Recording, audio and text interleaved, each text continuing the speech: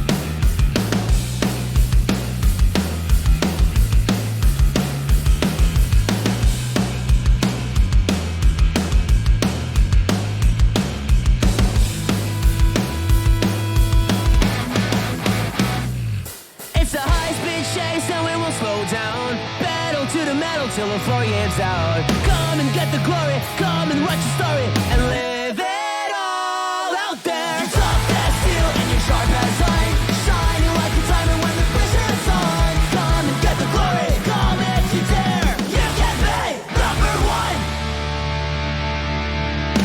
Thrill seeker.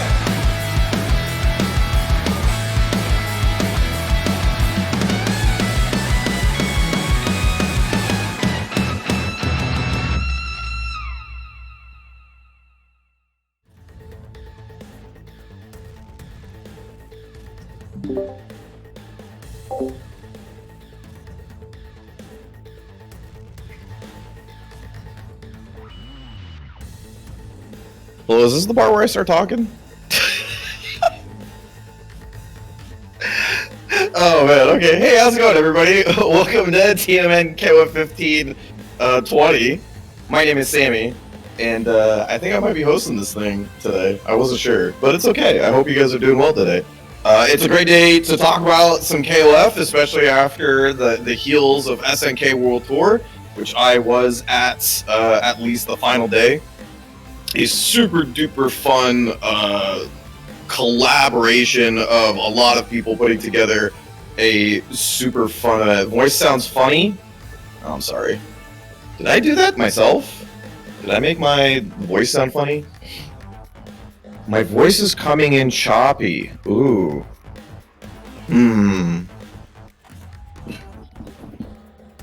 Wonder if I can fix that.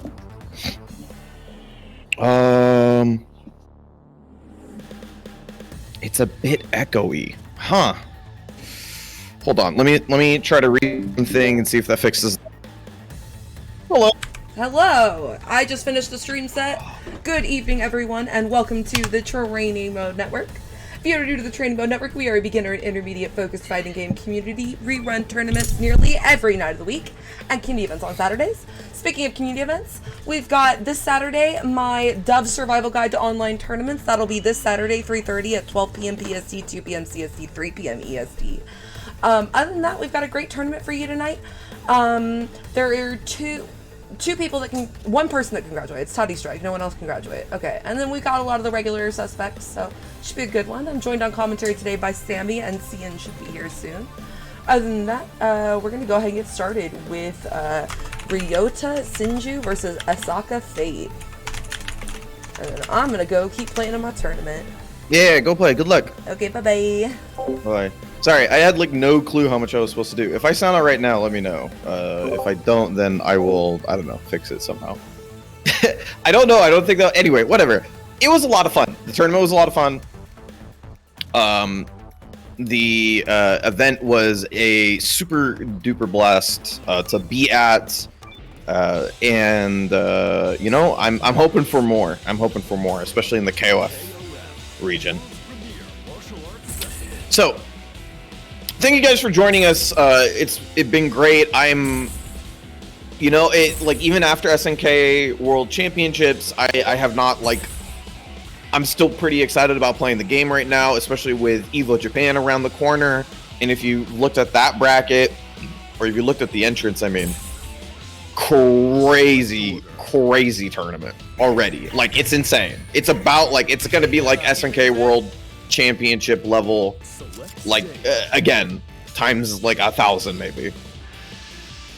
So I'm really looking forward to that. And yeah, we'll get into this one. Double Kyo indeed. And on one side we got Sylvie and Chizuru backing up the Kyo. On the other side, Kyo taking the anchor position, and we are having the Rock and Yori being in front of them. Pretty classic teams back and forth. One classic in the sense of a fan favorite, and the other one in the sense of playing a lot of really strong characters. Sylvie and Chizuru are two characters that we saw quite a bit at the SNK World Championships, and it is a super duper strong team. So we'll see how it goes along as we get the first cross up. Nice, goes for the grab ender, and we immediately DP out. Returns the favor. We were saying no thank you. You have to end up with some real offense here. CDs towards the corner, finds a pocket somehow, gets the cross up as well. Doesn't able to finish it off, but the errant DP will be the one that sends. Oh, sorry, I'm looking on screen here. Asaka is who we're seeing. Sends Asaka moving on. Oh, so no, Ryota. Not bad. No, do I have that right? No, I do have that right. Ryota's moving. Yeah. Okay. Ryota on left. That's it for the spending meter there. Roll away from the Rekka. Doesn't get the punish, though. Ooh, just lets it rip. Mashes into it. Definitely don't expect the EX. And a nice cleanup. Returning the favor to the Kyo and almost tying it up.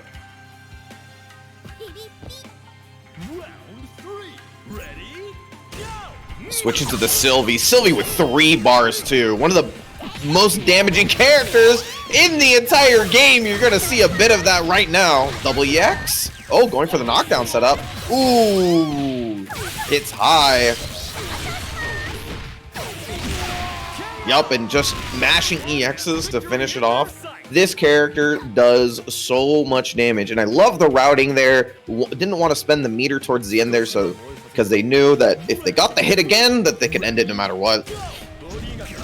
So it worked out really well. Anchor kill though, let the Rekkas rip. Nice TP. Ooh, finds the jump in. No full confirmed though. Maybe missing some of the inputs there. CD in the corner. No, thank you. Got the punish. Yes. Very nice. Stands up in order to get the punish, but the DP whiffed. Unfortunate. So much pressure dissipated from the side of Ryota. They won't be happy with that one as they almost cleaned it up, but that trade will do it. The goddess of victory smiles upon the winner. Sylvie is a two-tap character. Her damage is insane. Her pathing for her damage it's so strong. And she kind of gets to pick however she wants to, how much she wants to spend. It's always above par. And that's why she's genuinely considered one of the stronger characters, on top of just having really, really strong pressure tools. There's a bunch of other stuff as well. Round one. Ready? Go! Game 2 here. Ryota getting the first game. Definitely something that Isaka will ask, is definitely asking a little bit more from this rock. Oh, rage run in their face. Doesn't cancel it though. May have been an accident. Oh, Aaron DP doesn't get the full combo there. Misses the cancel on the 3D. Backdashing. Ooh. Might have been safe. Always hard to judge that.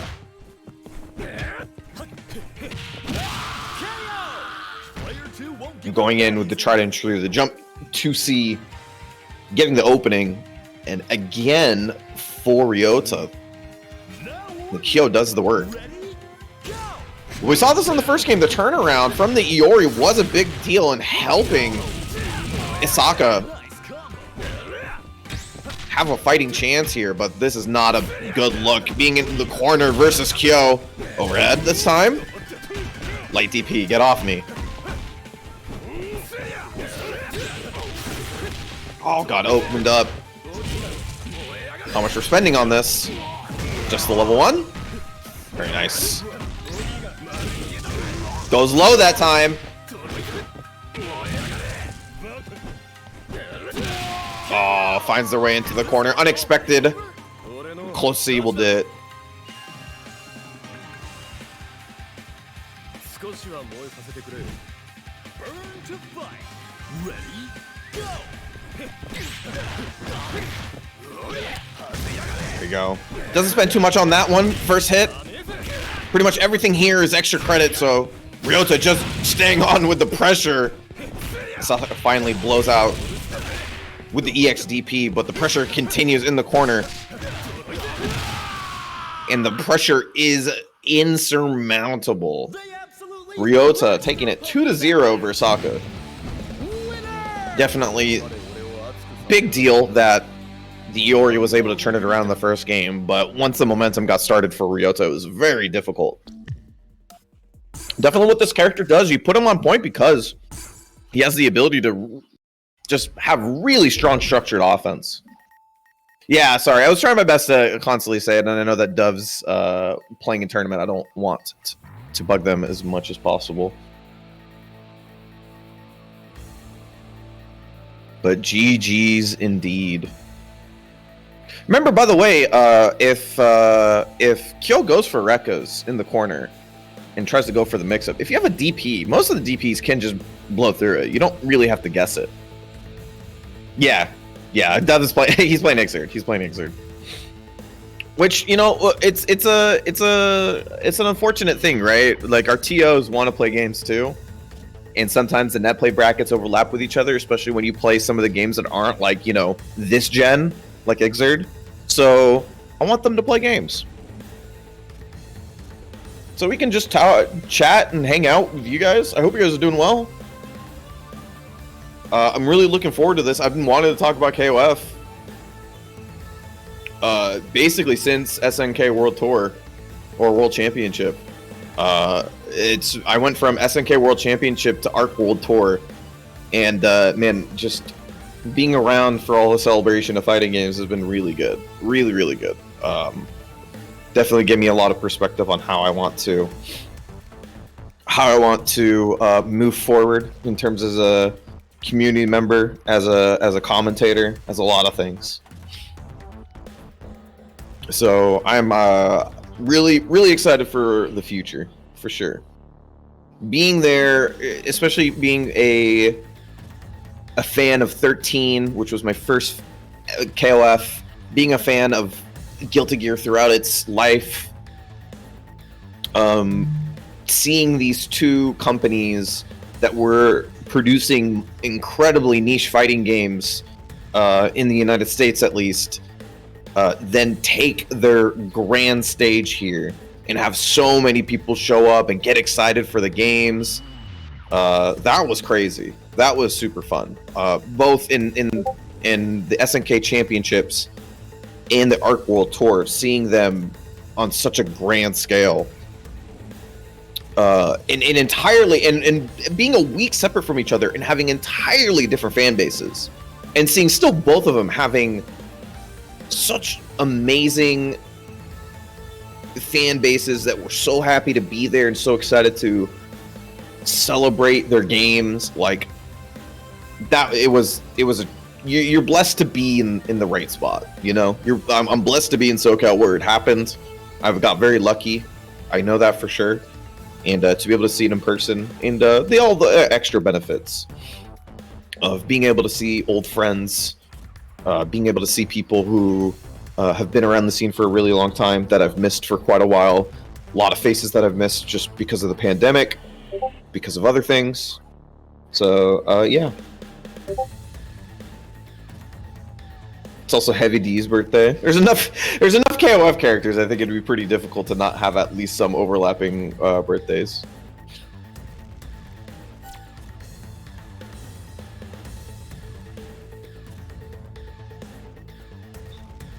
Yeah, I hope you guys are looking forward to more KOF, man. This is, I keep saying it, this is one of the best KOFs ever.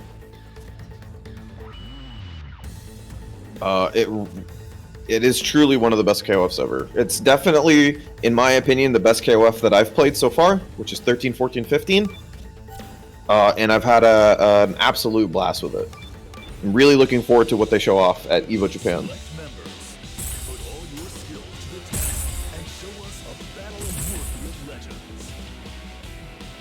Yeah, a lot of the gear birthdays are thematic, so they just overlap. As we get into this one, Antuka versus... what's the other name? Rot, sorry, should be Rot. Two entirely unique teams, entirely, a lot of new faces here, actually. Yeah, one of them being Yashiro. We actually don't see Yashiro a lot at the event, and maybe the character is seeing new light after SNK World Championships. Lagia taking it a lot part to, you know, his point Yashiro being so strong. So you see this one versus the point Clark, another fan favorite here. Main thing to note about Clark early on is that he does really want to build that first half bar in order to make his jump ins way more scary.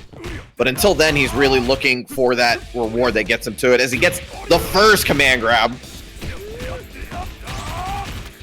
Nice, just jumping away from that. Trade. Gets the big CD. Looking for that throw. Oi! Nice DP. Putting him back into the corner. Pressure. 2C reaches.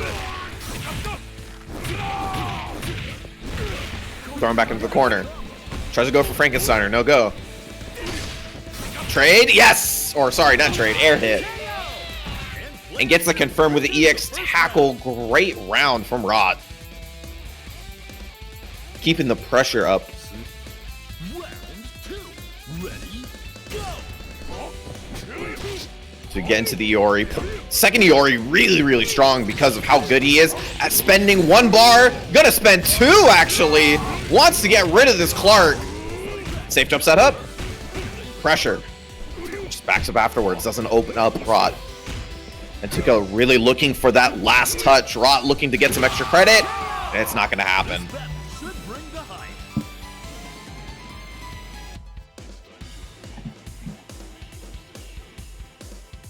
Round 3. Ready? Go! Nice counter. Gets to jump in. Doesn't probably too early on the close normal button, which is why they missed it and got a raw overhead. But gets to confirm afterwards. Nice punish on the roll. Ooh, maybe messed up the safe jump setup. Maybe was looking for something there. Spent some meter there. Empty, no low. Nice block. But then goes for the low Rekka. Unexpected. The low, slower Rekka actually being the one to open up Rot. Definitely, or sorry, Tuka. So we get to Anchor Kim. Now, not only do you not see this character often, but you don't see him on Anchor. Even less. But that means Tuka probably, this is his best character, probably his scariest character. No cancel, super there. Empty low works out that time, but doesn't get the confirm. Oh, doesn't capture on the end hit, but the job is done for the EXDP.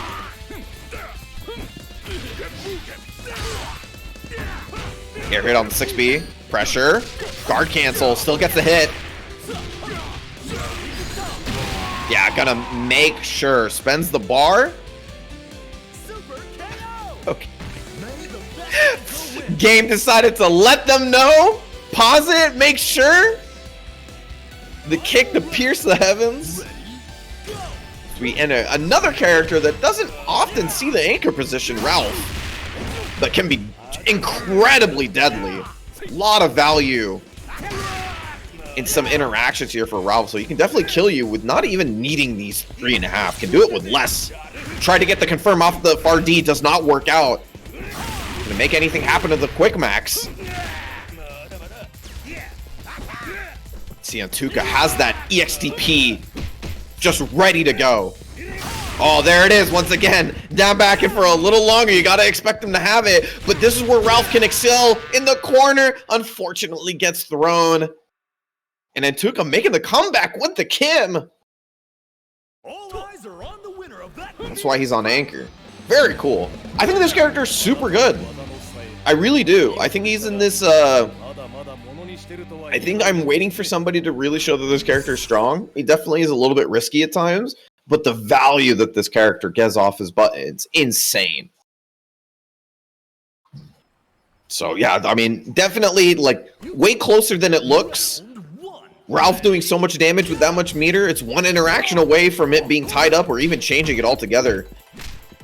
And Tuka, still though, I think in this matchup, we'll probably ask his Yashiro to do a little bit more.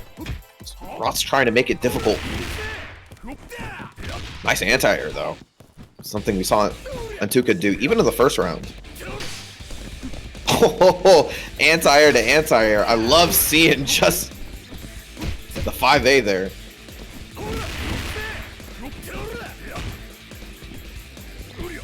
Using that back fist to space out. Armor command grab, gets through the jump in, throws him towards the corner as well. Nice roll away from the Frankenserve 2 times in a row. Great reads from Antuka.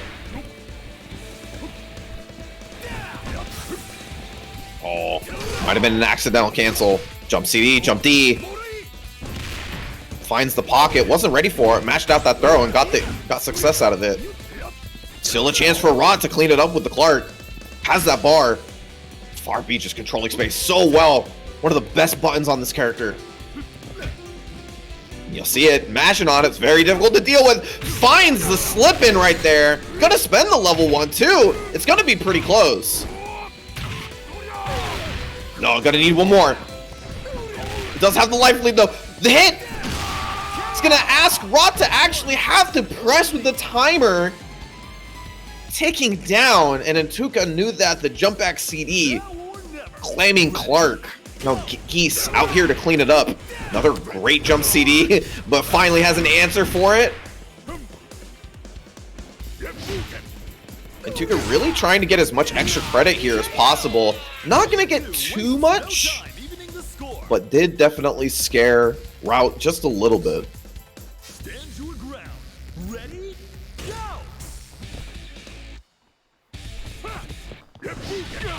Oh, big jump in. Spending the level 2 again. Wants to do big damage off this read. DP. Oh. You know, even playing Geese, I don't think I knew how active that counter was. But healthy life lead here until that fireball jumps over it, trying to challenge. Looking for that opening there. Playing so patient. Finally finds it with the jump CD. Oh, air flip though. Not to get the value off of the quick max.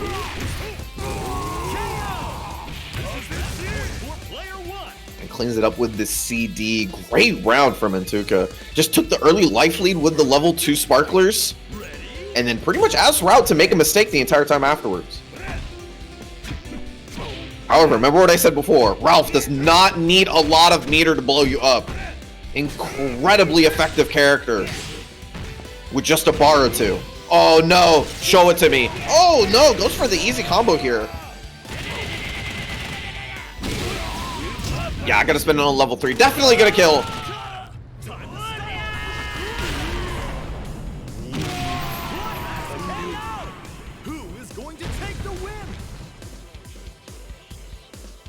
Definitely the easiest punish you could have done there.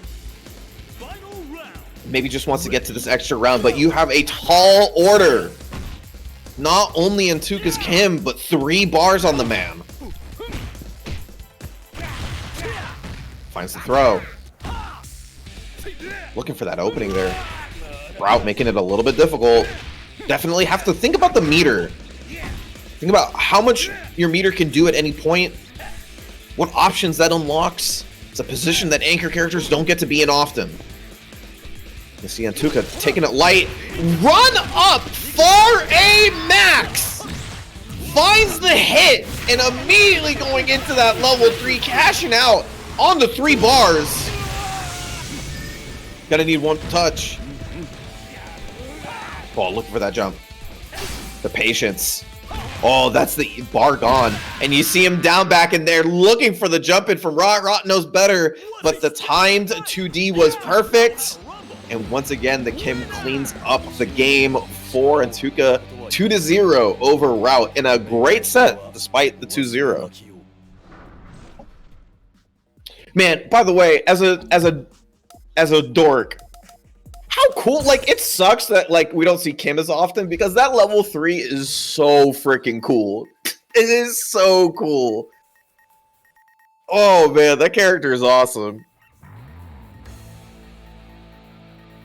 He is definitely really cool in this version. Absolutely, I'm a big fan of him.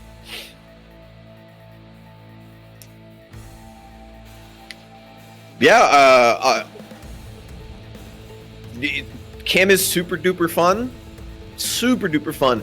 Incredibly damaging. A character that if you make a good read on can blow you up. Does above par damage on most of his combos. I think pretty much only his light combo is like, I would say on par for 2 EX damage. But still gives him really good setup afterwards, gives him good offense afterwards. But his some other stuff, his punishes, he has some of the best punishes in the game. He legitimately, by the way, he legitimately has 100% with 2.5 bars. If you whiff DP and he can max punish, he can kill you with 2.5 bars. That is insane. No, almost, I cannot think of another character that has that. Maybe Naj with level 3 dropkick enabled, but like almost no character has that. It's special for sure. So we get into this one. Sanchez versus Prince. Let's see what we're picking here. Sorry, usually Dove is he's the one who usually provides all the wonderful background for the characters, or for the players, I should say.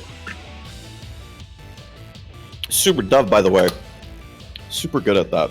Super good at remembering player names, what they do, who they play, showing them off, even if they play other games. Like, and think that like Dove, you know, does tournaments for like like 8 or 10 games or some nonsense like that. So that's super impressive. So sorry I can't do sorry I can't do that, but hopefully I can talk about the games in a little bit as we get into this one. Double Sherms from both sides. One side going for the grappler special, the Clark Sherms combo, really popular in 15. On the other side, I believe we have a Yuri on Anchor and Kukri, a very unique team on Sanchez's side versus Prince playing the Dolores on the Anchor. Yuri, super duper good character, kind of underplayed honestly for her strength. Armor through the DP, gonna show it again. Mashing throw with the close D. Sanchez rolls away. Nice air to air, nice read too. Anti-air Sypha tries to go for the cross-up attempt. 2C doesn't amount to anything, but great positioning here. Oh, finds the big jump in.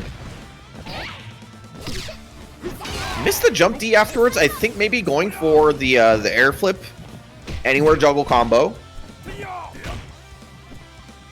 lot of patience. Jump back, dive kick, gets the throw after the jump in. Sanchez able to take it. 29-second mark, however, means only getting 150 health back, as opposed to the 30, which would have given them 250, but still has a healthy life lead.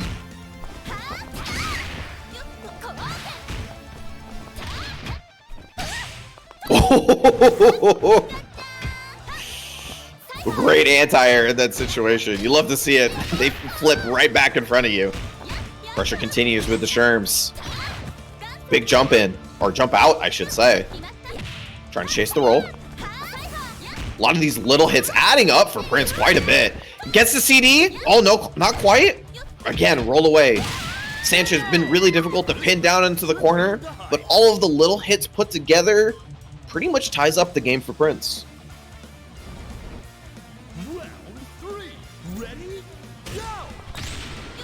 So we get into the Kukri, a character you don't see quite often, very unorthodox character for KOF. So you'll see a lot of players not know how to deal with the pressure. The way that this character plays, it could be very unique, but the problem is that this character, in terms of defensive options, it's not fantastic. So definitely has the opportunity. Shermie might be able to do some damage if they ever get the chance. Sanchez is making sure that's not a possibility. Not quite with the OTG. Yeah, and just chips him out at the very end. Very tough situation for Prince, but there is one more chance. Dolores coming up. Round 4. Ready, go!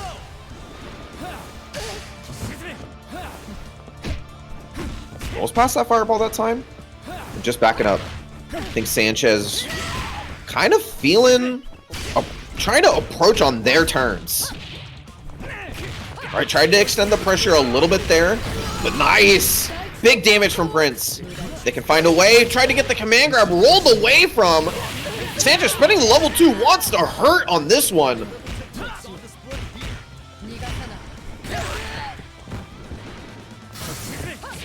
Oh, anything you can do, I can do better. Dolores showing off a little kukri trick of her own. And there is a chance here. Sherms on Anchor definitely can do this with this amount of meter. Only going to need one hit. Even less than that now. But the 3.5 bar is definitely scary. Dolores does have the ability to really force her interactions. Or sorry, control the interactions between her and Shermie. And going to get a command grab here. Going to spend the level 1 on it.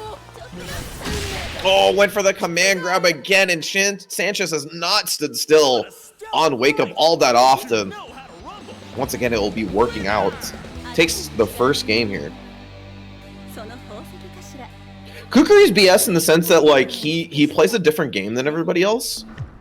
And it's very hard for, I think a lot of the times when characters play a little bit differently, and Kukuri plays a lot differently, it can be quite hard to rewire your brain past the general KOF stuff and understand that like he has different strengths and weaknesses. And that's a difficult thing to get past, especially if you're a legacy KOF player. You know, so much of the characters kind of play what we call KOF, and then there's characters who kind of play it. There's always been characters, by the way, it's not a new thing. Always been characters who play a little bit weirder than the rest of the cast. You know, you want to talk about previously a character like Seth? You know, that's a legacy favorite on top of which.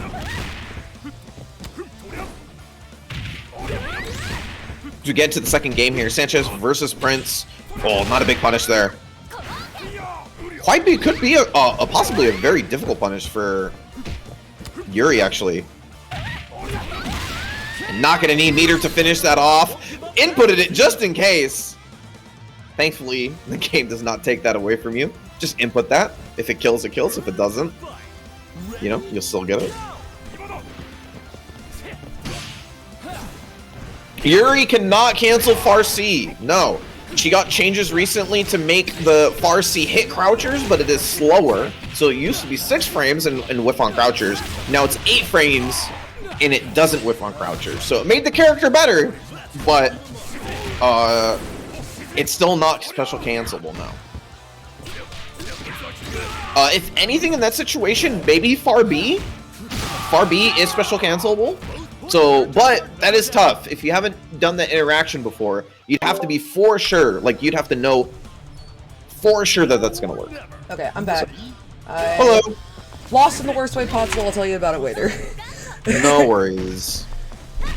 I feel that. I did that a couple weeks ago in TNS Tekken 8. That was fun. I enjoyed it. I was going to Leo, and the Leo sent... After I'd already dropped the game-winning combo in the final game, final set, this Leo sent... Fucking Pata Hobby. Sent... frame trapped with a Weapon X super. I was fuzzy jumping back, and I didn't have enough meter to FD at all. It was actually the worst way to lose. I'm sorry.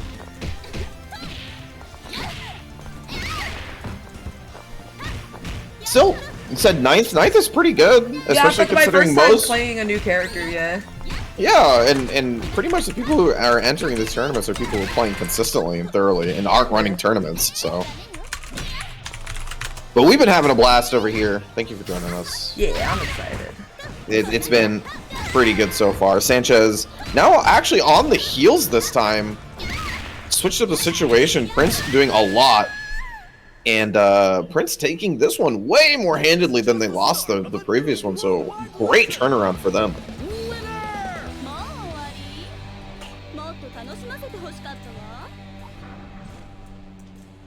Shermie is pretty common nowadays. This character's not only fan popular, but she's pretty darn good.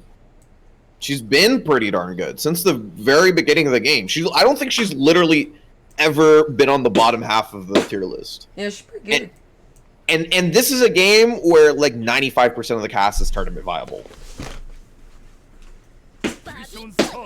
I did a tier list like not too long ago, and I really thought it was like maybe 6 characters don't feel good to play in this game, and 2 of those characters were still at SNK World Championships. So like, what can you say even? To get into this one, 1-1. Sanchez starting off way stronger than the second game here, but Prince had a lot of really good reads in that first round of the second game. That's definitely Clark. A little bit of momentum can go a long way, especially has that half bar already stocked. Wakes up with it.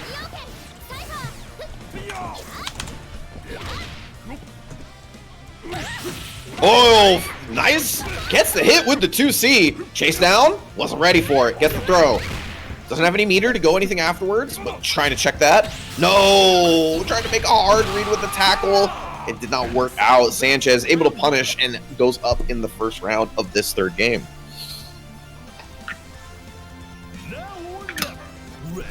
However, Prince did a lot of work with this Shermie. Nice cross up. Talking about weird things once again. You know, one of the things that is kind of weird about playing against Yuri is that her jump arcs and her jump speed are freaking incredible. Like literally top class, best in the game level jump arcs and jump ins and jump speed. So when you play against her, it could be kind of like it could throw you off a bit because you don't have as much time as you do versus other characters. And then on top of that, she has the craziest jump D.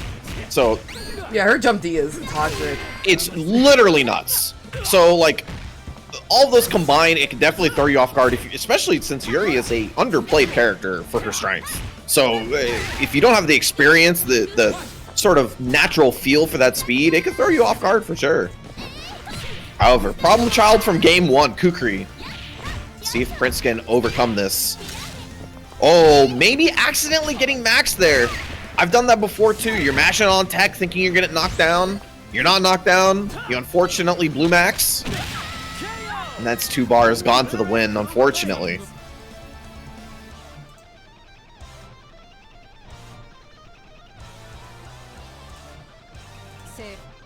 Reach for the top. Ready? Go! That was such a good teleport. Fantastic teleport. Getting a great value there.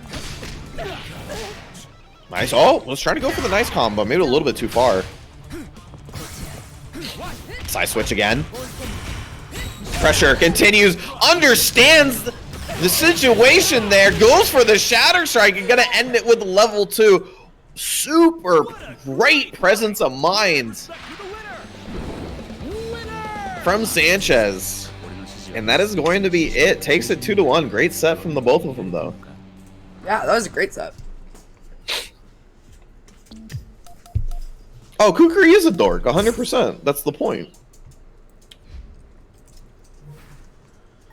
Okay, well, Sanchez will move on to fight Ephra round 2 then in the next round. But next, we're going to get Yitzhak versus Dizzy.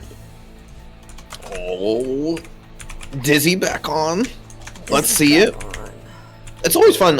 One of the things is really fun about these is that you get to see, you know, players who are working on their skills week in and week out. And Dizzy definitely, every single time I watch Dizzy, it's like one thing is better.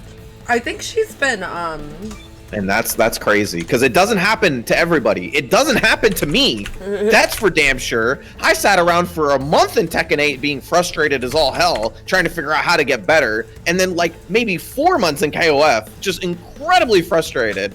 Thinking like, man, how do I get better? But when I watch Dizzy, it's like every time there's a new piece of the puzzle figured out. And it's a good sign. I think she's decided to play Geese now, if I remember correctly. It's a good business decision. Instead of Rio. Interesting. So they're pretty similarly archetyped characters. Mm-hmm. I would say that the thing that Geese has in lieu of the damage that Rio has is slightly better buttons and it has a slightly more control of this situation at any point. Rio, super duper strong, don't get me wrong, but is a better character when he stands in front of you than he does sort of pressuring you. Geese is definitely way better at pressuring somebody and has slightly better run speed and has slightly better buttons like sweep and 2A, far A are both just super duper strong. So in general is a little bit better in that regard. But what we're seeing from Dizzy is actually Might and Kun. What the fuck? She didn't tell me about that. Springy on this one. I was unaware. By the way, I don't know if Dizzy if you guys don't know, I'm gonna give a shout out to the GOAT content creator for KOF, Nori. If you don't know who Nori KOF is, and you don't know your safe jump setups, just go to his YouTube. You can figure it out. There's a new on-hell safe jump setup that I have to show Dizzy because it's it's like when I saw Angel second, I was like, this is it. This is how you play this character. Yeah. It's so good. But we'll get into this one. Might and Kun on point. The reason why you play Might and Kun on point, even though this character does so well with a bar stocked at all times because EXTP is so strong, is that the character kind of loses pretty hard to Shatter Strike, but when you have less tools like Shatter Strike and Guard Roll and stuff like that, this character is so oppressive to deal with. Like, it's just very difficult to get past the wall. I also think he's incredibly good for Dizzy because Dizzy likes a strong punish game. She likes the flash kick. She's very aware of like jumping, and with the flash kick, you know, that shit's never gonna fuck up. You're never gonna not anti-air with a flash kick unless they didn't jump. Yeah. Oh, nice throw! Finds, sneaks in the throw there. Empty throw, actually, after the jump in. And first game goes to not Kasamokokoso. Oh, it's Yeetsus. Oh, okay. Starting off with the O-Sherms. Not a character we see all that often. Angel cleans it up, going for the Chizuru. Definitely something that can be quite difficult for Angel, because this is any character that is very good at controlling pace, controlling space, can be a difficult character for Angel to deal with. Yes, let me see some of that meter spent. Oh, gonna spend the level 2, thank you. Answered my call. In the corner again. Double overhead, nice block.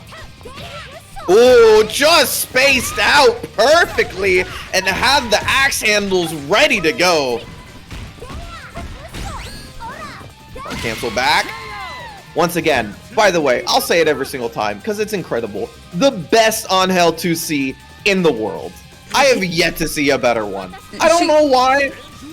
She was saying she played against Yurikov and was hitting him with the 2C. Like, he was complimenting her on how good she was with 2C. And she was like, it's insane. She was like, I thought I was just good at doing it against, like, players with pretty obvious jumps. And I was like, no. I think Yitzis's, Luong is very good. Let's see it. I've been playing a lot of Luong Anchor lately just because of switching up my team comp a little bit to learn some new things. It's been a lot of fun, so let me see it. Double overhead, blocked once again, very nice. Trying to roll out of the way, 2D got punished. Great chase down! A lot of meter, could dump it here. Yeah, meter dump here would probably kill. Yeah.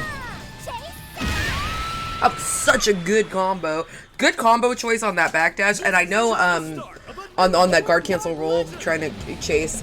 I do want to say, Dizzy also told me that she has been actually learning new Angel combos. Because she's been doing the same one for like a year. No, I think that's fantastic. I for the most part, I think most KOF characters can be played with 2 combos. Yeah. I mean that wholeheartedly. I agree, because if you understand how the super cancel like works, basically the routing into the right super cancel is like the most important part. You know, have a light combo, a heavier special cancel. You know, you're pretty good. Yeah, know your combos for light confirms, know your combos for heavy confirms. You have all the combos that you need. 2 combos, literally. I think that was an attempt at a flash kick that came out as a jump. Yeah, it could have been. Oh, chasing the backdash. Actually, side switches as well. Oh. Letting the pillow do the dirty work. Ooh, getting rid of the... That button is so toxic. Which button? CD? Yeah. The one where he sticks the pillow that out one, in front? yeah. What the fuck is that button? Yeah, CD. Very good. Very, very good button because it activates, or it's like, it's just outside of his range that operates for everything else. So it catches a lot of people off guard. However, very similar situation to the first game. Ooh, nice anti-air. Being asked to clean up. Ooh, this jump over throw is fucking up Dizzy right now from Yitzis. Oh, gonna spend meter on this one. Oki just gonna roll away from it. Doesn't get the full combo, but does catch. Oh, jumps into the fireball once again. Osherm's actually going to leave this game, this round, with more health than they came into it because they just played so well. But for the first time in this set, we are seeing Dizzy's Oyash. Character that got a lot of love at SNK World Championships. Oh! No confirm off the target combo. That's a confirm off the 2D though. Or 2B, sorry. Oh!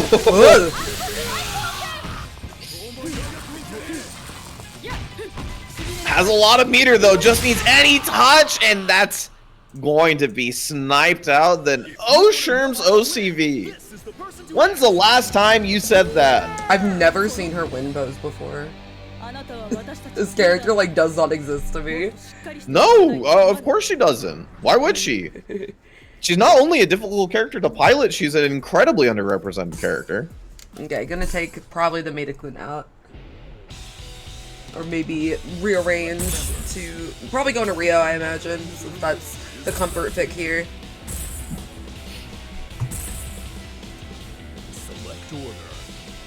Definitely one of my favorite things about SNK World Championships was somebody who asked him, like, hey, why is that character different now? He was pointing to Oyash. Because he saw Lagia play, and then he saw, crap, who was it? That character doing different things. Yeah, he saw Mad KOF play, right? Yeah. And so he was like, okay, so if they wear the same costume, how do I know what they do? I'm like, you know what? You just look at the upper left. Oh Yash, that is how you know. If there's an O, it's a different guy. If you see his hands do this, don't let him near you. If you see him doing pondering his orb, it's not time. Oh my god. All right. Oh no, might have been an air super there. Oh, gets the double DP. Yeah, super good combo for a load of reasons. Dizzy will take that trade actually, but the 2D going to finish it off. Didn't talk about Dizzy switching to the Rio. This is probably the team that we've seen most often, but still on Hell second. That is still pretty unique. Really liking that Dizzy's actually switching this character to be first, second, more than third. Obviously, just play your best character on Anchor, but optimally speaking, this character really does want to be in those positions. I think she's comfortable enough with Oyash now that she can play him last and like kind of leave the cleanup to him. Yeah, but we got to deal with this Osherm's nice CD. I think Dizzy is having trouble jumping against this character. It can be quite difficult. Yeah. Character has Shermie's 2C, which is one of the best anti-airs in the game.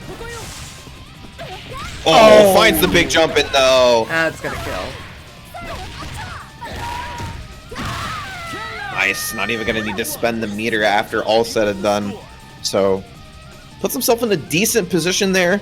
Only good thing about this situation is that you're actually playing on hill. So one or two mix-ups can tie up the game.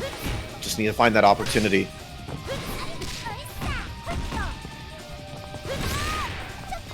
Nice anti-air. Yeah, and I think chasing either looks like a wake-up jump.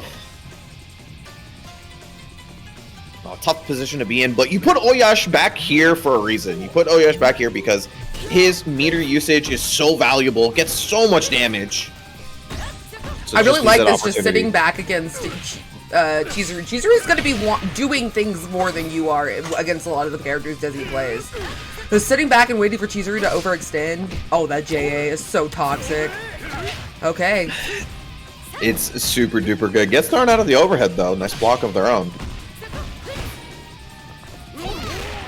And Dizzy has been getting sniped by all of Yitz's characters, just running at him. Yep. That's death. Level 2, and that's death, yeah. Unfortunately, Oyash CD not as good as Yashiro's CD in terms of an anti-air, because it doesn't go out far, and I believe it's a little bit slower. So once Yitz is kind of recognized that Dizzy was kind of sitting back and waiting for Chizuru approach, got a little bit more aggressive. And that's going to be 2-1 for Yeetsus. Moving on, Dizzy Still in the bracket though. That was winners. Yeah, Disney will be dropping the losers. Yeah, great set so far. Or great set. Switching up to Mine-kun. Tough character to play. I don't think that character is easy to play. Like, he's a character that really requires you to be very, you have to constantly switch between risky and not risky, and patient and non-patient. It's a very weird thing to say. I don't know if I can explain that properly, but it's like, you have to pressure people in order to get them to jump. But you also can't constantly pressure people, because otherwise they'll jump on you. Yeah. Right? So you have to like scare them into like jumping and like, oh, I'm gonna do a bunch of stuff, and then all of a sudden you down back, and then you anti-air them, and they go, well, crap, I guess I have to stay on the ground, and then you do all this safe stuff again. Yeah. And He's then definitely like a stages character. There's heavy conditioning is needed for that character. But we got another Maidakun.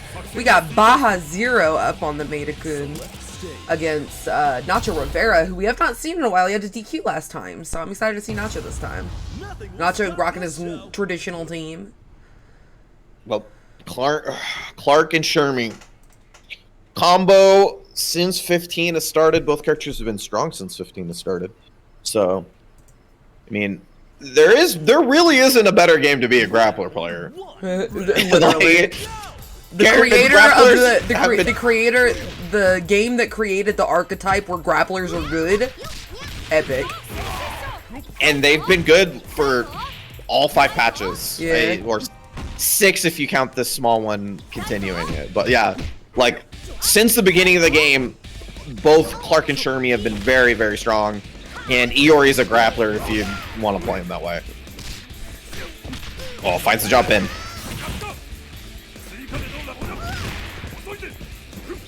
Oh, jumps away from the command grab. Big jump CD. Baja trying to find like the anchoring to the floor here that lets them play the game versus Nacho. But Nacho making it very difficult. That's it right there. Finally finding the time to down back and get these anti-airs going. Oh, have to think that was a missed flash kick. Think it's gonna need one more interaction. Yep, any touch will do. But can be frustrating versus this character. Great anti-air, however, from Nacho. Goes up in the first round.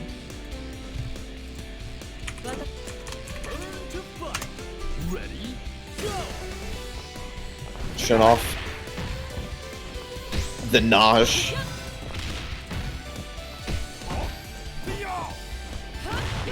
Nah, a big jump indeed. Switching up the timing there. Oh, not quite enough to kill. But the close C gonna be cleaning it up for Baja. Pretty much all things considered, say as even as it can get. This can be a quite difficult matchup for Naj, though. Naj wants to be in the air quite a bit, and Iori just has a really, really, really good anti-air with the 2C. 2C, neutral jump B, both really, really strong anti-airs. Like I said, you can play this character as a grappler if you want. Goes for the Scum Guild. Doesn't get the combo, however. But right afterwards, puts Baja back into the corner. Nice pressure. Jumps over, just gets the throw for the 2D punish. Continuing once again, the CD pressure, taxing the guard.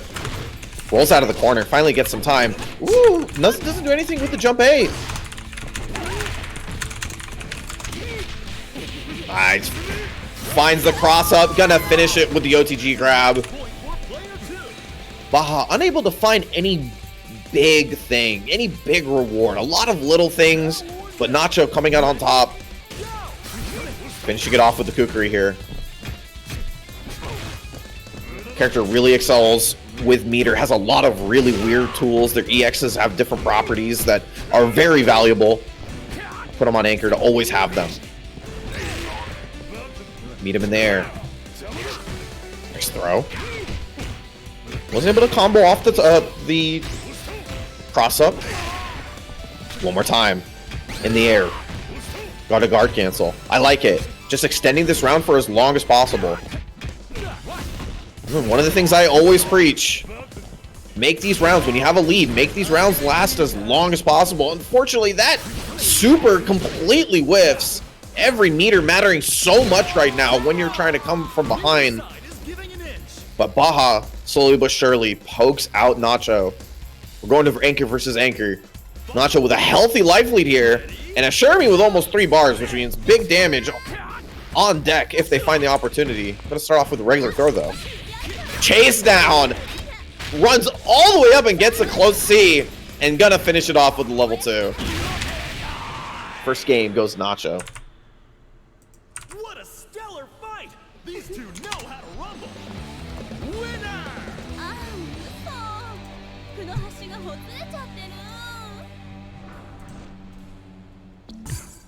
Yeah, definitely kind of tough. I'd say for the most part, you know, one of the things I've been talking about quite a bit and sharing with even I actually had a friend at Arc World Tour talk to me and said that they had never thought about it this way. So it made me really want to talk about it a little bit more. Is the value of interactions, right? You can probably say that Nacho and Baja had the same amount of hits in terms of what Niori and Nosh did, but obviously Nacho, the value of what they got from those situations, way more than Baja. I've been thinking about that a lot in other games as well. Like, I'm getting the hits. And even if you're not, I'm getting the hits, and even if it's not like converting it into a combo, see, like that, like he got the hit there, it wasn't a combo, but it was a really good situation afterwards.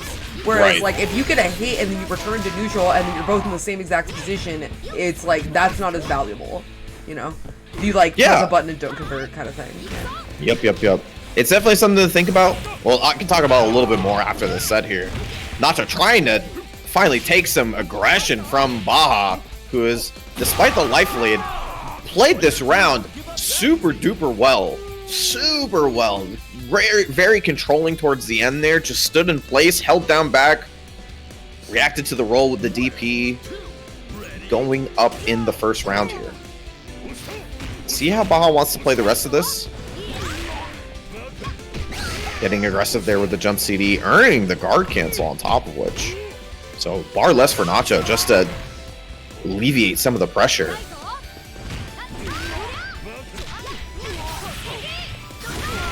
Oh, gotta spend on this one. Misses the final part of that combo. But has a life of it again. Baja just running it with the Mighten Kun. Nice DP.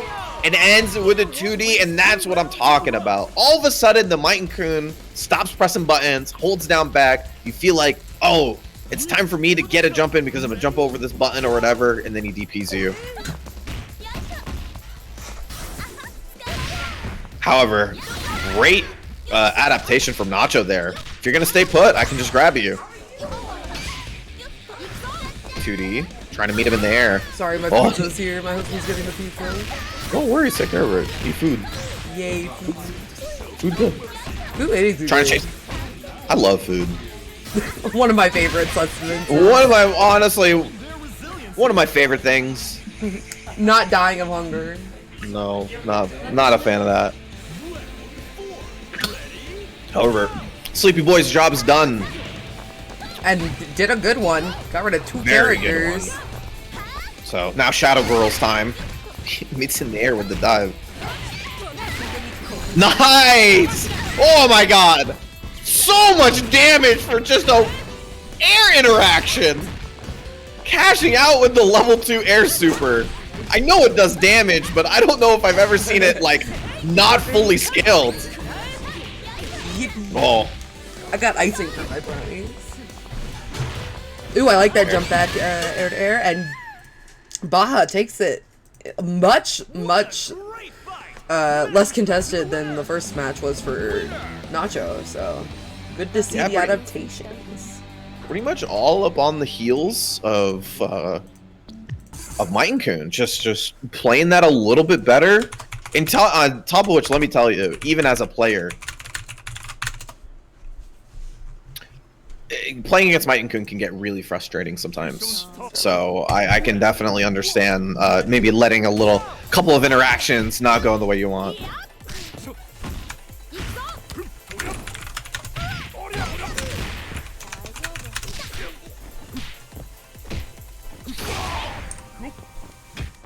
좋아. 하이. 다이소. 다이소. Getting into this third game here, though, the deciding factor. Definitely a big deal right now. This first round has told a lot for what the rest of the game is going to look like.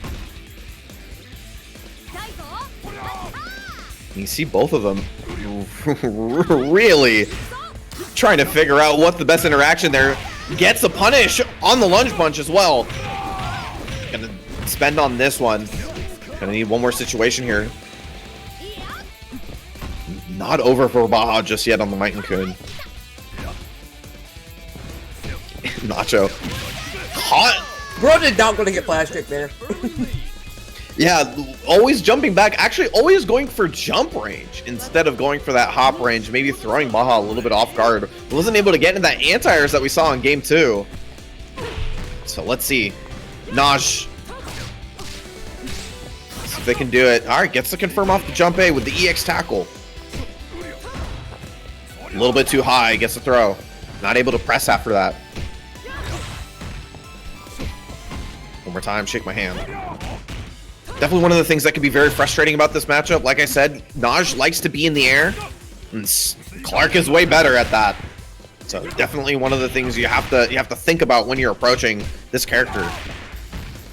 Air, way more successful for Nacho. Jumps away from the command grab. Oh, gets the EX dive kick, drop kick. Sorry. Oh, nice confirm. Doesn't get the super afterwards, and Baja's gonna be punished for that one after the guard roll. Clark, returning the favor to the Might and Kun from the previous game, goes 2 characters up. It's all up to the Kukri now.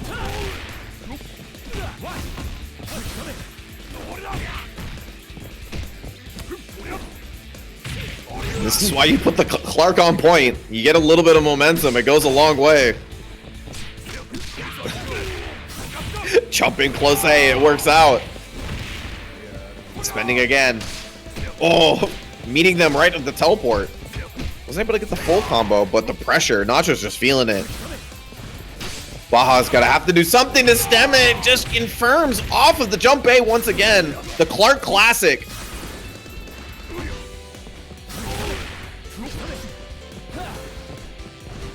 Looking for that last hit, and will do so with the jump D. It's tough. It's tough. But it's possible. Especially in KOF, it's possible. You get one good round here. You get a couple of good hits. You get a lot of health back.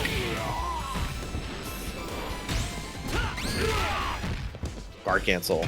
Wants to alleviate the pressure. Jump D. Meeting in the air.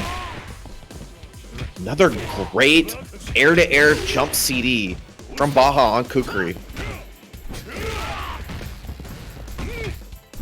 Blocks across up. Another CD. Again from Nacho. His jump CDs have been fantastic on the Iori. No punish on the 2D. Oh, gonna spend on that. Needs one more.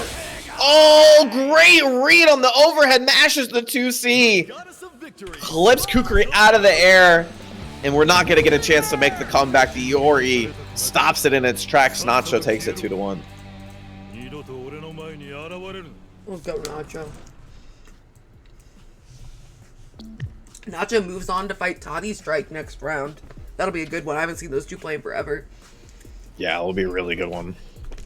It's a certified TMN classic. So really quick, we're going to talk about interactions. One of the things I've been thinking about a lot in terms of fighting games is interaction value and amount of interactions, right? It's something I've been coming up with Tekken, or thinking about in Tekken quite a bit, because Tekken is a game where a tremendous amount of interactions happen. So you play against your opponent so much, and so many little things matter. So I've been thinking about this a lot, right?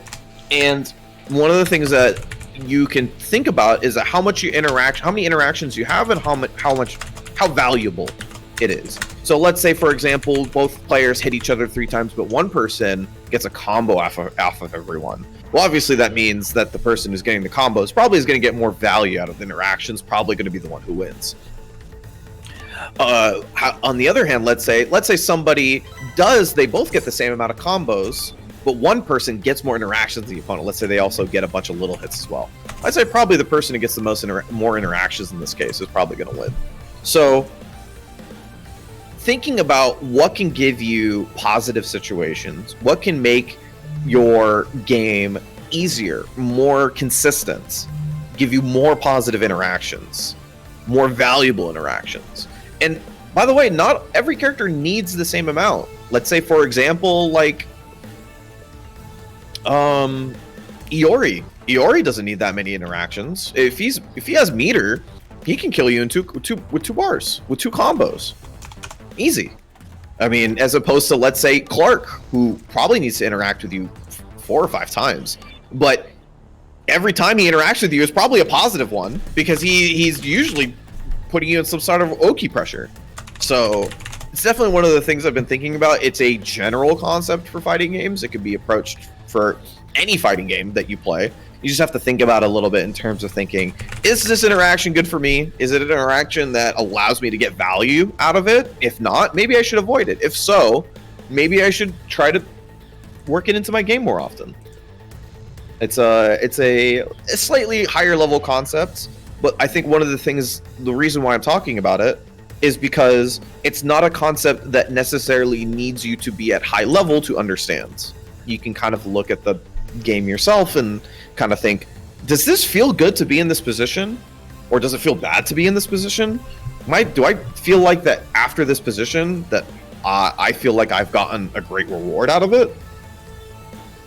Those are things that you can ask while watching your own games, and at that point you really could just be like, all right, cool, like I like to be in these positions, how do I get to them more often? That simple question and answer could possibly just be the difference between. And I can give you an example. I, in Tekken 8, used to guess low a lot, because I thought I need to not get hit by lows. Instead, what I've been doing more recently is thinking, which lows put me in feels bad situations? Which lows don't? Yeah. Right? And so lows that put you in feels bad situations, like Devil Jin Hell Sweep, or any like comboable low, or any low that puts like heavy plus frames, like drag hatchet kick. Those are lows that feel bad. Maybe I'll try to interact with them a little bit more. But like, if I'm just getting hit by like generic down 4, which puts me plus, maybe I shouldn't worry too much about trying to low parry it. Oh yeah, I think I have a good example. So this is from Guilty Gear, but so in Exard, if you get hit by Ino's note a meaty note, her combo is very prorated from a meaty note.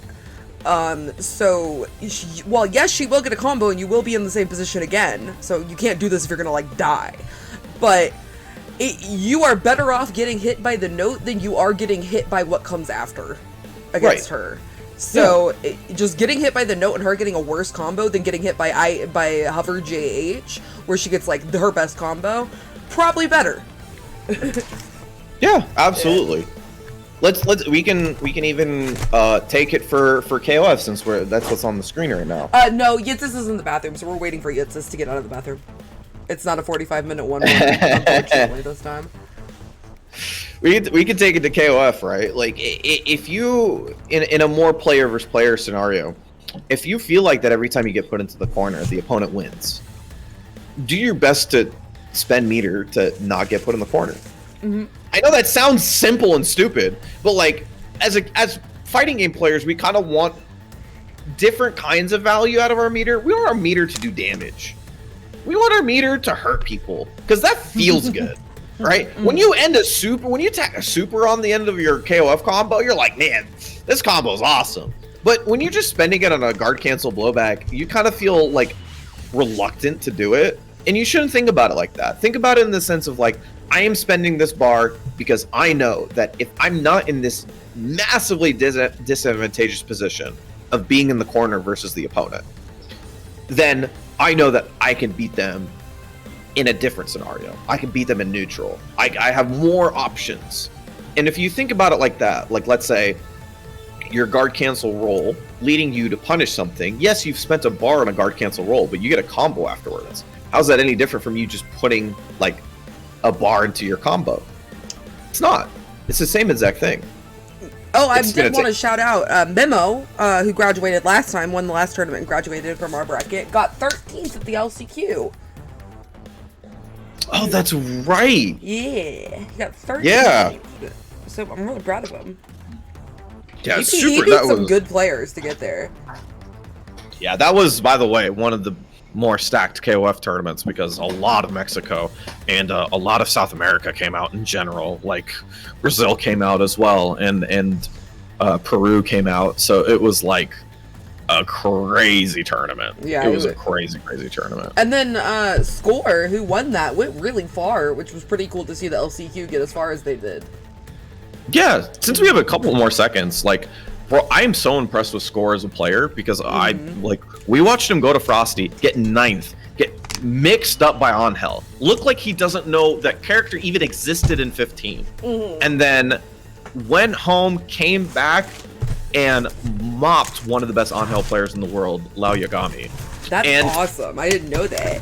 Yeah, so in the LCQ, and because by the way, for the most part, this is a general thing.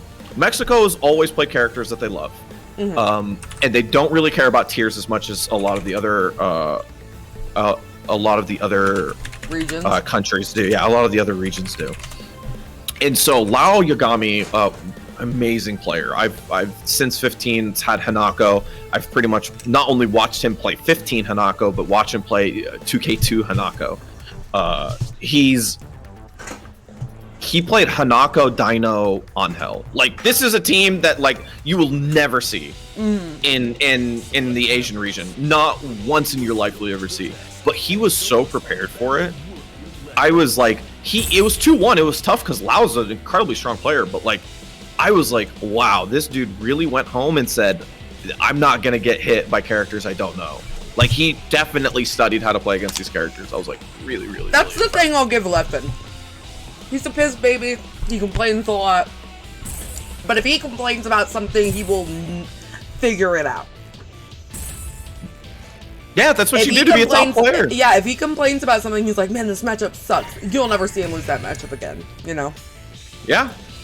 He puts by the way, work. Yeah.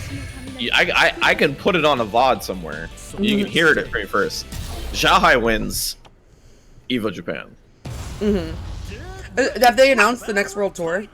Yeah, Jai wins EVO Japan because I'm sure he's pissed off he lost. The way, I don't know if you saw the World Championships, but the way that he lost, yeah, where he did not see Lagia's anchor. Yeah, yeah.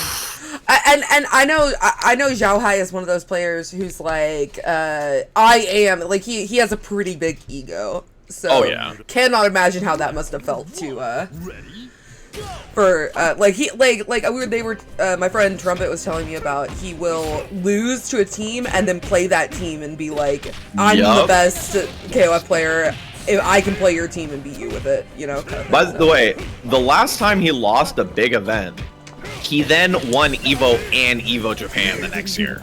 Like, he has not lost an offline event, has he?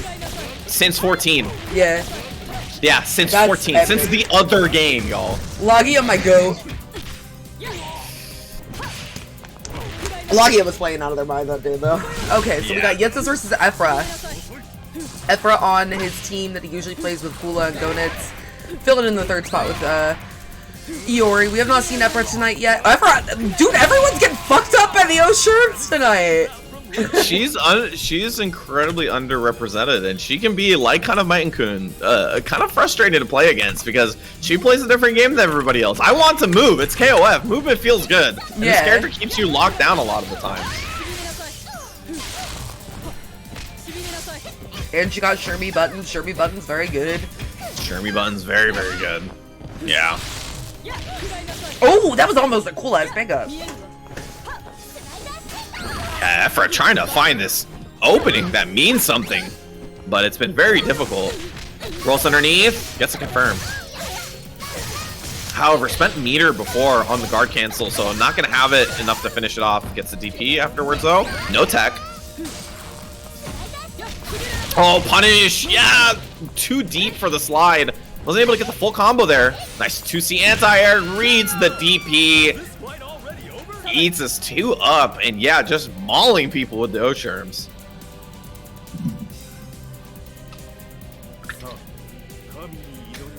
Oh wait, it is this week? I gotta go to St. Jones chat. I want to submit that clip of that Gonitz climax killing last time. And we were like, no way this kills. No way this kills. Oh, nice confirm off the 2B. Gonna need one more hit though. Afra cleans it up with the go nets. Character we actually got to see quite a bit at the at SNK World Championship. Very cool to see this character actually being represented at all. Backing up. Afra trying to control the pace of the game right now, but Yesus gets the run up throw. Nice punish on the roll. Not too big of a punish, however. Afra feeling comfortable to just constantly roll backwards. Oh, gets a hit though. Gonna spend the level 1 at the end. Good damage. Nice, gets the throw. One more time. Oh, returns the favor this time. Very high up jump B, so yeah, probably not a lot of plus frames, if any. Oh, returns the favor though. Up the jump B, jump in. Backing up afterwards.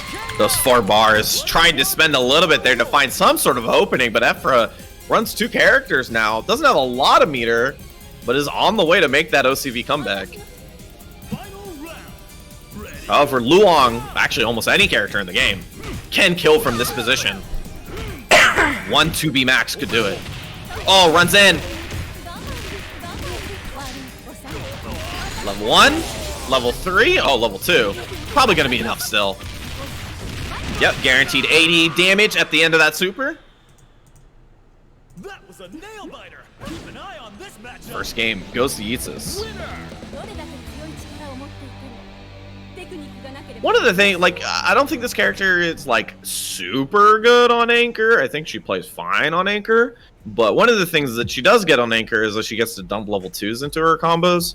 And level 2 does have the unscaled 80 damage at the very end. That was nerfed from the previous version of the game, or 2 previous versions ago.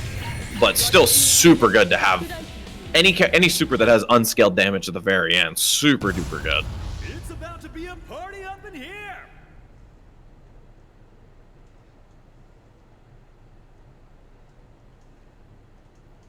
As we get an order change from Efra, switching up Gonets to point, Kula staying on second, so basically just swapping Yori and Gonets here. Gonets, I think we've mostly seen him second, third, operates really well when he has double EX combos, which I think do par or slightly above par damage, but also just likes having the ability to have EX Tornado. But just running some real regular Oki here. Working out, stunned almost. Can Efra get rid of the problem before it starts? There's a chance though. Oh no, finds the hit. And I believe that was that's a perfect. Everybody's struggling against Yeats' Osherms. Finally out of the way without much of a sweat. So finally gonna have to ask his other 2 characters to pick up some of the slack. Yeah, and trying to control the pace once again, something we saw Efra do really well actually in the previous game. Finds a big jump B. Just the double EX. Looking for Yeetsus to actually throw a button there into the EX Tornado. Oh, finds a hit. Oh, I'm gonna spend the level 2 on it too. Alright, easiest meaty of your life there. Actually, guard cancels it. Feeling comfortable on the Gonets. I don't want to play another character for the rest of the set. Let me just play this Gonets for here, because this is working out. Reach for the top. Ready?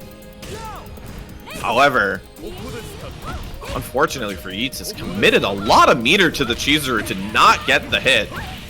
Or not get the kill, I should say. So, Luong, although can operate with not that much meter, would like to have a lot more. Anti-air Rambu super, very cool.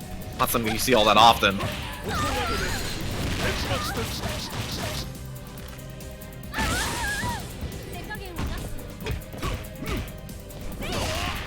Alright, neutral jump CD, very nice. Gets that run up throw. Yeah, manually timed safe jump there. Not too hard if you've played Luong quite often.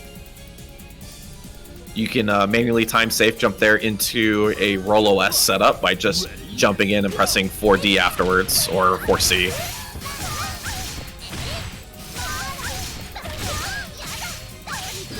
Not gonna spend the level 1 there. Trying to get as much damage done as possible. Get out of the air. Yeah, it just gets reversal throw. Gonna need one more touch. Oh, nice guard cancel. Wasn't able to get the punish. Was a little bit far for the close normal. Gonna spend right there. Doesn't have a lot of meter. Probably looking for Ice Breath there to try to punish. But Kula is able to finish off Wargonet's left. And a great game for Efra, tying it up 1-1. Definitely on the heels of just running the whole cast with Gonets. Running them ragged. And definitely something to think about going into this final game here. How much Osherms can do. It has to be more than that. No order change from Yeetsis though. So probably Gonets being switched to point for the matchup. But Yeetsis hasn't countered, which is quite fine. Some people are more comfortable with their order. Ready? When you have the order pretty consistent, you think less about the little things, how much meter you have to spend, what combo you have to do. Sometimes that itself just offers you the ability to play better. Nice neutral jump though. Gets him out of the corner. Oh, kiss. Nice, gets a CD. A little bit too far for the fireball. That fireball space so close in front of him, not actually putting him in a block stud. So frustrating. Knockdown. Stay same side. Guard cancel blowback. Betting on this round. Feeling really good in neutral here. And gets the 2C. Yeetsis pulls it back here. Very strong round after getting perfected by the Gonets last time. Even as much as spending the guard cancel. Because they were just feeling it. They knew that they could win it if they played in the neutral a little bit more often. Kind of what I was talking about before with Dove a second ago. That feeling how you can obtain more positive interactions versus your opponent.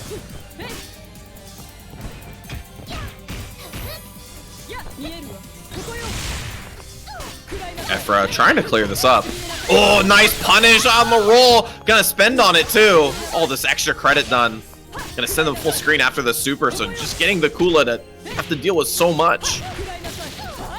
Has the life lead even now. Looking for that opening. Nice, gets it after the run up 2B.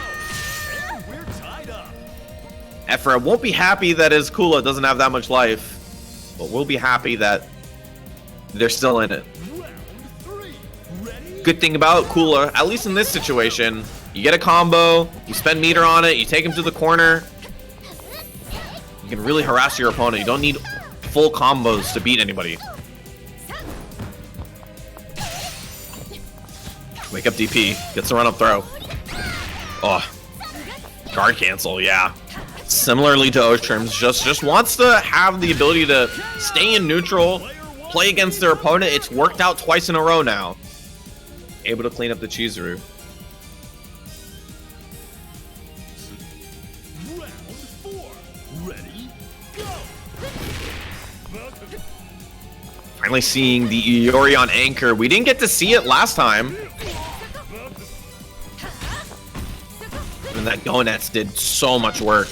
But sitting on 5 bars, this is what I'm talking about. 2B max. Gonna go for, no, actually ending it with a level 3 in the end, going for the full value combo.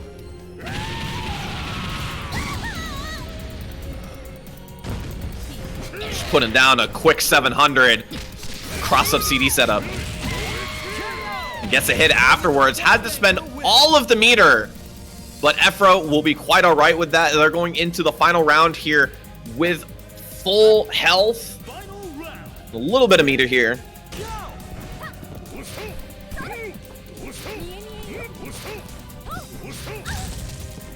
Definitely. Oh, gets a hit. A little bit close to the corner. Nice confirm.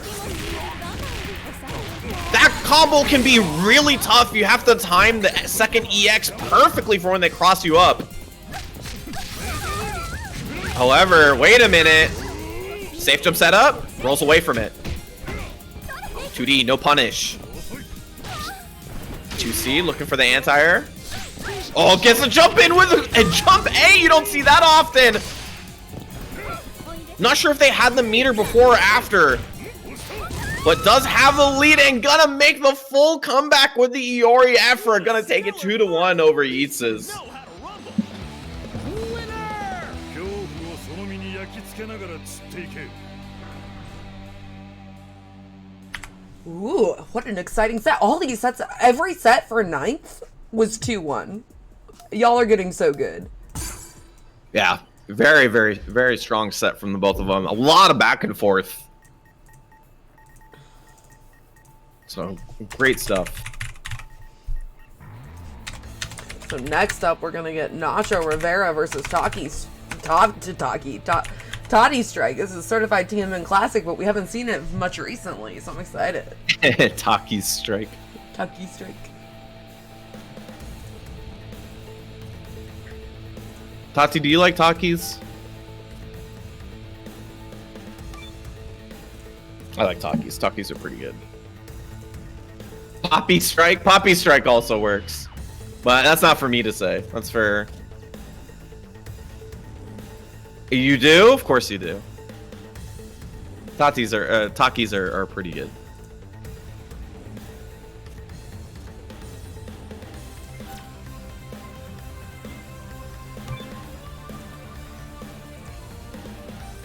You have a bad story about Takis? Oh, I'm sorry.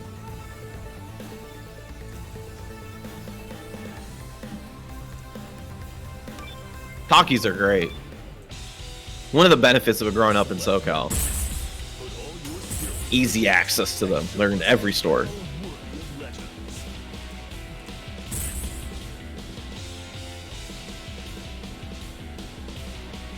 Get into this one. Nacho versus Tati. So, Nacho probably playing the same team. We haven't seen them change up the team all that much. Tati, however, going with the Kyo. Character number 6 on Tati's roster. We've worked the Kyo into the For a battle of titans. loop now. Joining the likes of Kula and Chizuru.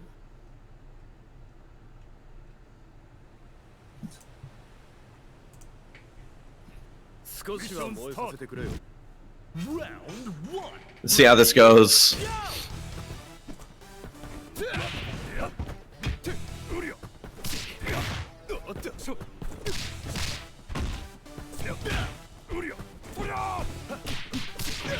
Nice. Nacho getting the first hit here. Didn't have the 50%, or maybe just built it with a combo. So, or maybe just decided not to spend it just yet. Oh, gets a hit. Nice. Oh, maybe missed the combo. Maybe trying to go for an air reset. Trades with the second hit of the Rekka. Jump CV. Gets him out of the corner. Nacho looking for that hit now that they finally have the meter. There it is. Runs up. Oh, chases the back dash with the tackle. You're not going anywhere. One more time. I love the second roll. I love the second roll. I know you can punish it, but can you do it every single time? Spends the level 1. Maybe expecting something. No, that would have been that had to be a true block string. I'd have to think that's a mistake there, unfortunately. However, 16 seconds left on the round, so that means Nacho not getting a lot of health back. The problem child comes onto the scene once again.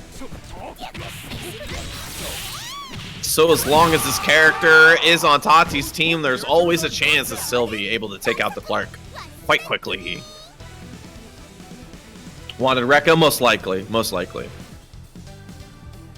I've definitely gotten that too. The amount of times I've gotten accidental Hao Shokokens. Just wanting run up CD Fireball. Nice block on the cross up. Backs up afterwards, trying to reset the situation there. Oh, big DP whiff, and this character can make it hurt. How much we're spending on this? Just a 2 EX, but still great damage. Puts the opponent in the corner. Jump C, hitting air to air. A little bit too far for the far B to fully confirm that combo. And gets right over the close C, punishing it. And Tati turning the entire game around with Sylvie. Reach for the top. Ready? Go!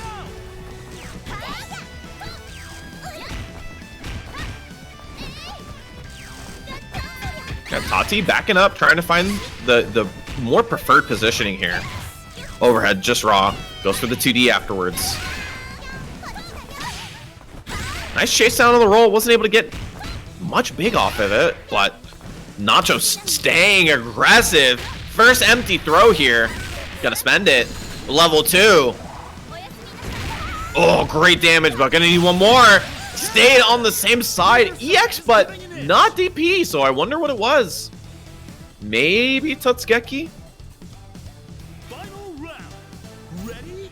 Go! Either way.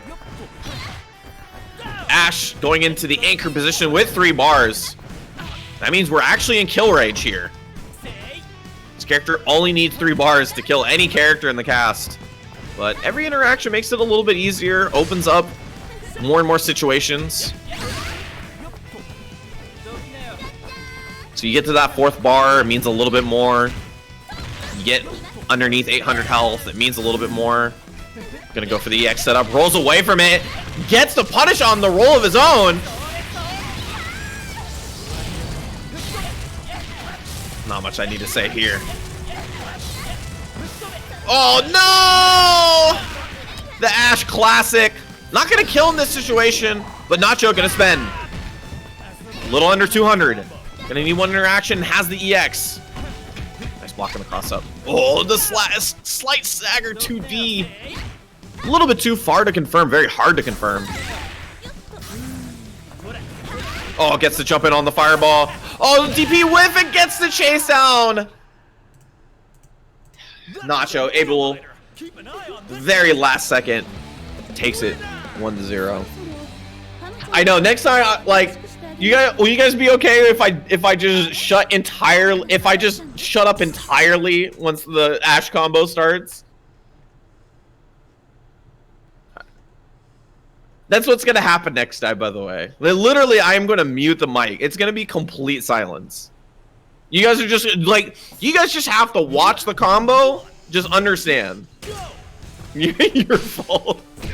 Tati, stop listening to me. Play the game. However, you know, for the first time I've seen the Kyo, I don't know how much you've played this character. Looks pretty good so far. Frankensteiner. Nice, gets a jump in. Oh, doesn't get the full combo though, unfortunately. Doesn't spend on that jump A. Maybe hard to confirm.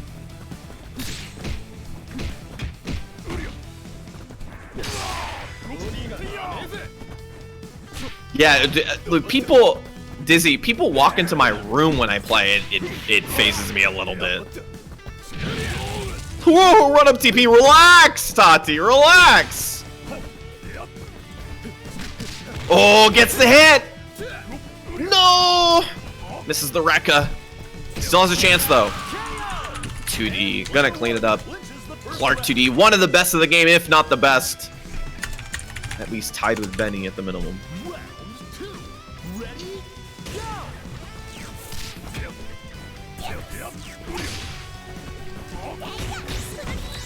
Whatever happens, I know at least once you get the Tati on the Sylvie, anything can happen, anything can change. He's so good on this character. Nacho, though, trying to get some extra credit. Almost. Nice, get there afterwards. I think Nacho will be pretty happy in general. The job is done. did more than 400 or did more than 300 damage before the 42-second mark, so not going to get the full life back and has a slight lead on the meter.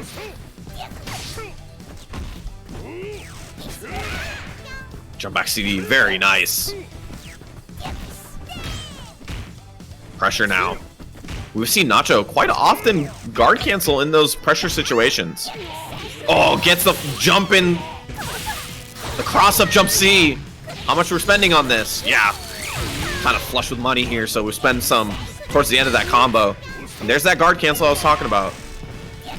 Oh, it takes the corner. You never expect it. Oh, misses the ender. Even then, it doesn't really matter. Gets the close C afterwards. Great situation to be in. However, very momentum-based character. Sylvie can make this comeback here. Finds the low opening there. Can you keep it simple with the combo as well? Backs up afterwards. Trying to look for the anti-air. A little bit off on the timing there, but Nacho just trying to find that big opening, and there it is with the Shatter Strike. Yeah.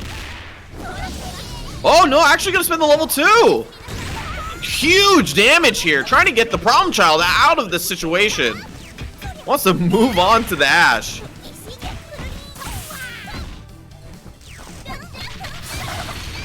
Nice confirm. Level 1, level 2. And that is going to be it. Tati ties it up with the Sylvie 1-1.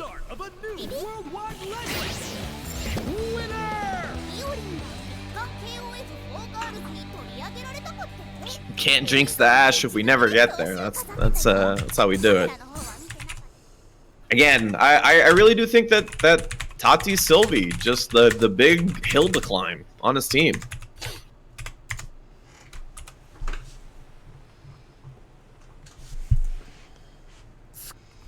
Round 1. Ready?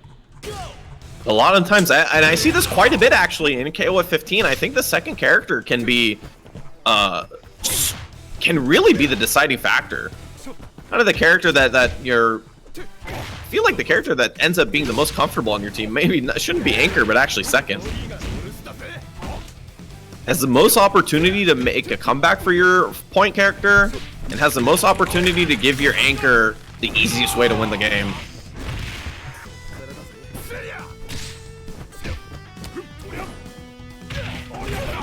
Nacho getting the throw.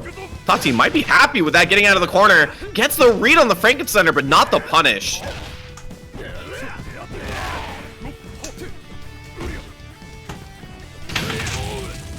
Anti-air DP.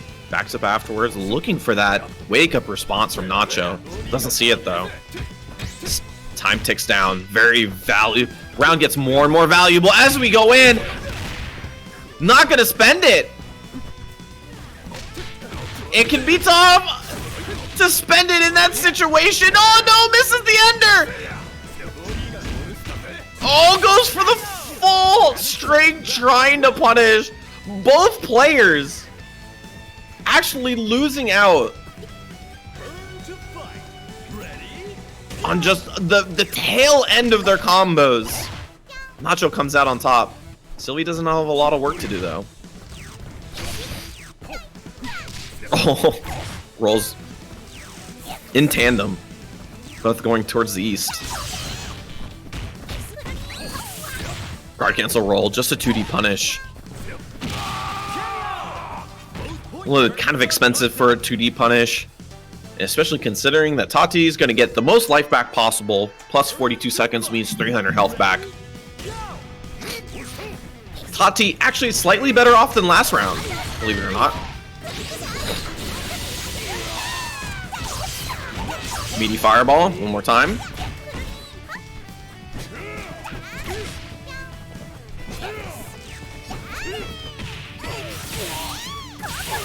Maybe getting the punish afterwards. Trying to press a button after the 2D whiff.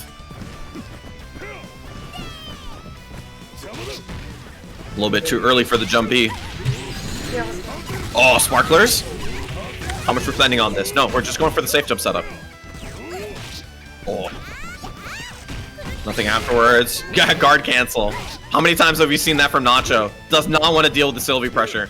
Oh, a little bit out, doesn't get the whip punish and mashes out the 2C, cleaning up the problem child and putting himself in a fantastic position to take the set. Reach for the top. Ready? We'll see, however.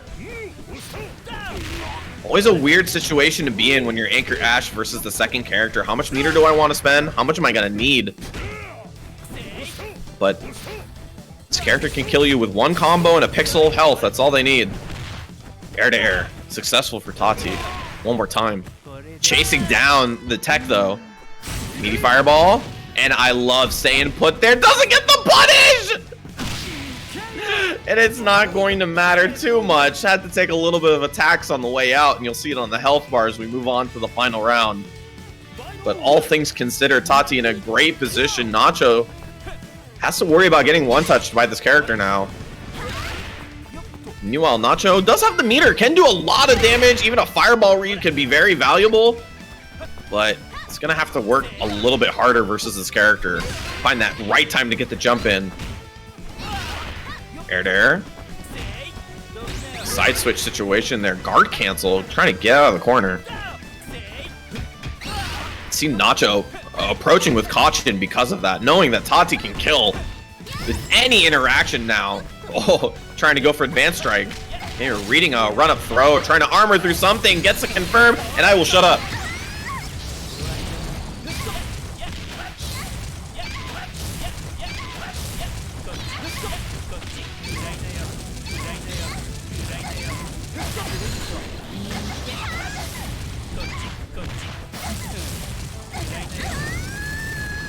Oh my god, it was me.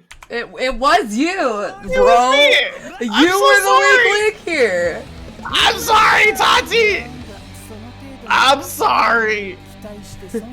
But he got it this time. Don't worry. He's in his finals. We're all good. You know what that means, though? What? It means I have the power To make say you he lose does games. get it. I have the power to make you lose games or win them. You're at my beck and call.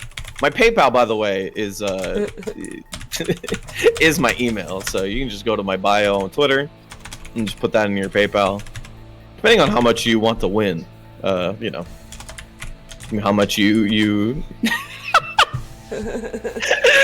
Great stuff, Tati. Great set from the both of them, by the way. A lot of back and forth. I can see Nacho's improvement, especially with the Shermie, I should say. I feel like before I would say his Shermie pressure was a little bit more formulaic. Now, definitely getting a little bit more rewards out of the little stuff by making people scared when he jumps in, and getting the little rewards outside of just constantly wanting to get that big jump in instead. So, great stuff from the both of them. Tati, however, moving on to winners finals, while Nacho moving on or being in losers, so still in the tournament.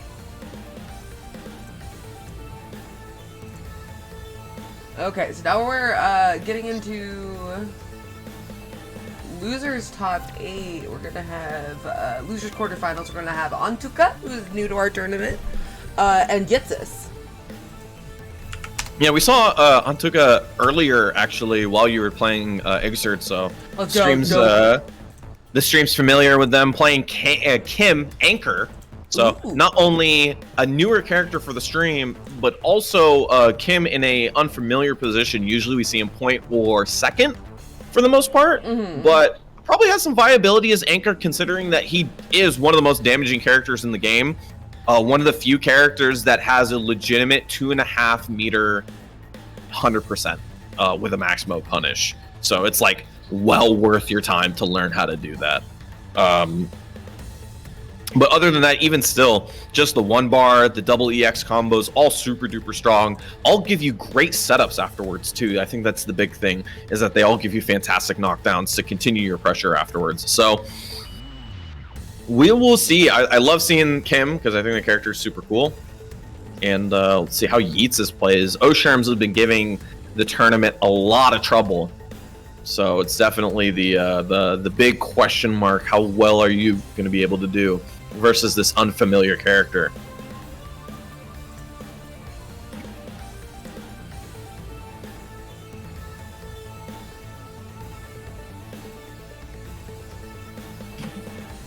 Yeah, and Tuka's very cool. I love seeing the Kim. I think the character's pretty good. I recently did a tier list kind of for my own sake of putting together my thoughts on characters. I struggled to put him in sort of the I kind of sectioned my characters off into like the best characters, like almost the best characters, and then like characters that can be good as the best characters if you're like if you're a character specialist, right? I'd say characters like Duong, Leo, or sorry, not Leo, Luong, my other main. Those are characters that I would consider can play at the highest level when you have a character specialist in their hands. Kyo, Clark are other characters I would put in that list. So I put Kim a little bit underneath that only because I felt like the character is well-rounded and does have some faults, and is not very oppressive, doesn't have something massively abusive. The best thing about him is probably that he has a lot of really fun ways to play around slightly negative. And that can be kind of frustrating for players, but a lot of the good players know how to mitigate a lot of those slightly negative situations and make them a little bit more valuable for themselves. So we will see. We will see. I like seeing the character quite a bit. So I brought that up because I think that sort of my thoughts on Dulong changed after SNK World Championship, after watching Paco play. I've been playing against a Dulong player quite a bit, and I always thought the character after the patch was pretty good, but I really didn't understand, I think, how strongly the character could be in the right hands. And even though I thought that the character was really good, I definitely didn't rate him as high as I should have. And after watching Paco play, Paco really showed me that this character can hang at the highest level if you're that good. So same thing with maybe the same thing with Kim. Maybe I'd like to see it, but right now it's one of those things where I need it to be proven first before I say something like that.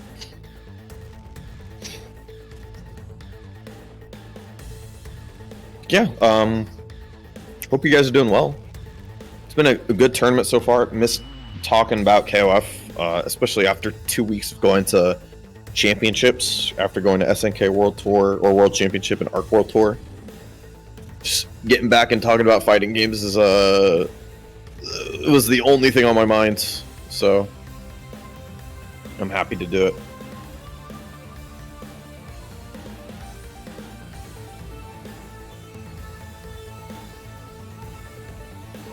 But I'm also just kind of waiting for Evo Japan. Evo Japan's around the corner too. It's like less than a month away at this point, and so it's like that tournament's going to be sick. I'm really excited to watch KOF. The numbers, by the way, for Evo Japan are like massive. So it's like it's almost, I think every game there has broken its old numbers, which is kind of nuts. So we'll see. And I think, like, if I remember correctly, like the Street Fighter tournament's like freaking insane. So I'm really excited for that tournament in general. But like the thing about the KOF tournament specifically is that the tournament is actually just kind of full of nothing but these insane players. Like just like a really dense tournament. 60, 70 players I could possibly tell you have the opportunity to make top 16 sort of thing. Like just an incredibly dense tournament. So I'm looking forward to that one like a great deal. It's one of the things I've been looking forward to the most ever since I saw who was going. And it's kind of also getting the culmination of probably the finale of this patch. This patch has been super good, incredible, I think. One of the best patches in KOF history, at least from competitively, from a competitive standpoint. And just an absolutely unbelievably incredible patch. Just most of the cast is viable. The top tiers aren't so weighted that everybody picks the same team. It is wonderful, honestly. So, but sort of getting that finale for the patch and moving on from it. I'm more excited. I'm pretty excited for the tournament in general, only because maybe there's, especially after like SNK World Tour, maybe there's more things to learn. I learned a lot at that tournament, and maybe there's more to learn at the next big tournament. So, yes, this is another tournament and is playing, so we're gonna get the other set, which will be Nacho Rivera versus Dizzy. Okay, sounds good.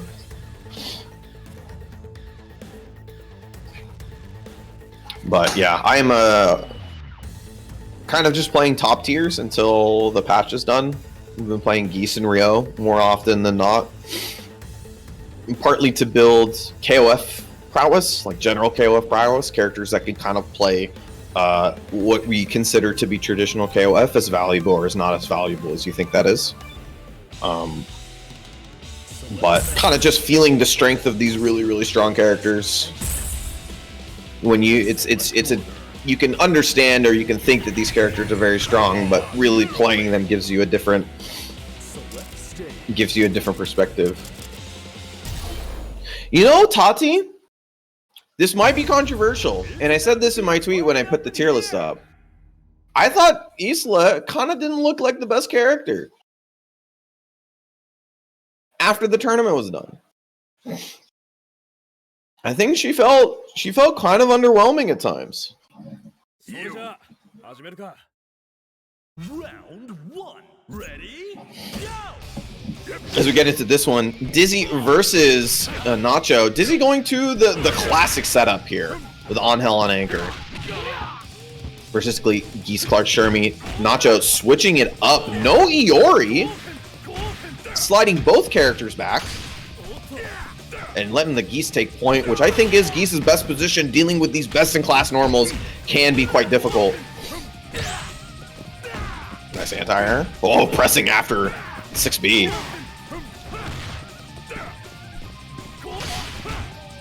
Big jump in. Way high, though, so hard to get a combo off it. Air to air. Yeah, gonna confirm with EX on Redskin. Double DP. Oh, gonna add the super at the end of it. Oh, nice tech. Anti-air. Oh, return the favor. Oh, gets the cross up with the jump B. Nacho coming out on top of the first one. I didn't explain this last time. I actually wanted to talk about it. Why Rio loves going for that double DP combo. DPs build some of the most meter in this game for a special. So any combos that have DPs in it are usually really, really valuable. Rio, extra valuable because he actually gets to put 2 DPs in his combo. Almost no character in the game gets to do that. If any other character does, I can't think of them off the top of my head. It is incredibly valuable in a way that I cannot explain to you. That's why he's so good on point. Getting into this one, Dizzy trying to clean up with the Oyash and finally does. Has to take attacks, but going to recover a lot of that health back. And especially being Oyash, you don't really need that much in terms of health. You just need to get a big jump in. Or a big hit, confirm into that super, run your game.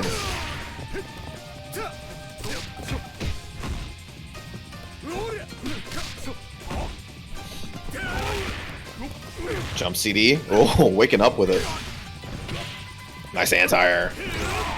Meeting him in the air with the jump CD that time. Pressure. Guard call also didn't cancel into anything, so Nacho wasn't able to get anything in that situation. Gonna spend the level 1.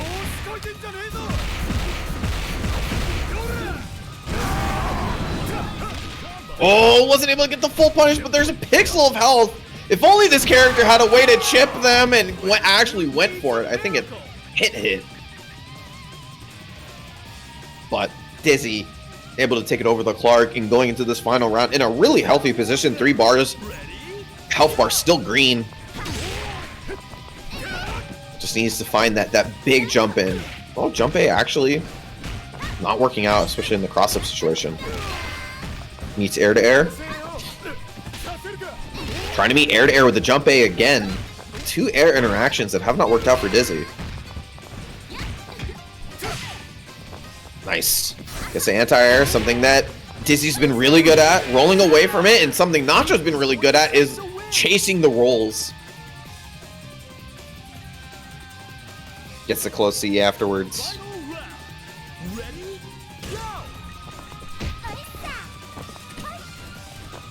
Going with the patented Dizzy anchor on hell.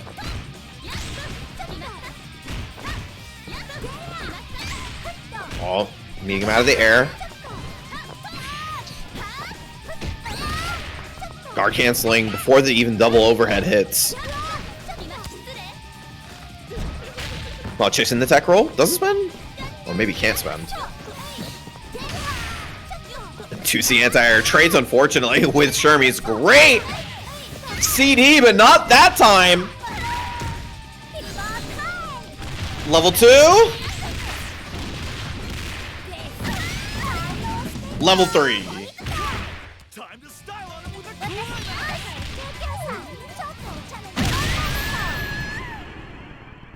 And Dizzy gonna take the first one. Really cool that, or really impressive actually, that Dizzy going for that 2C again after the CD trade the first time and said, you know what? No, it wasn't the fact, it wasn't this hitbox interaction. I just was a little slow on it. Goes for it again and gets the big reward for it that time, taking the game for it.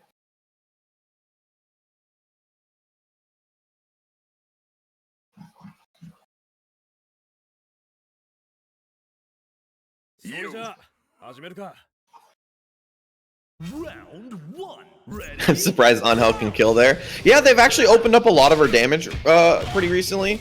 Not only being able to tack on supers in different ways, but also just having a little bit more value out of the supers themselves.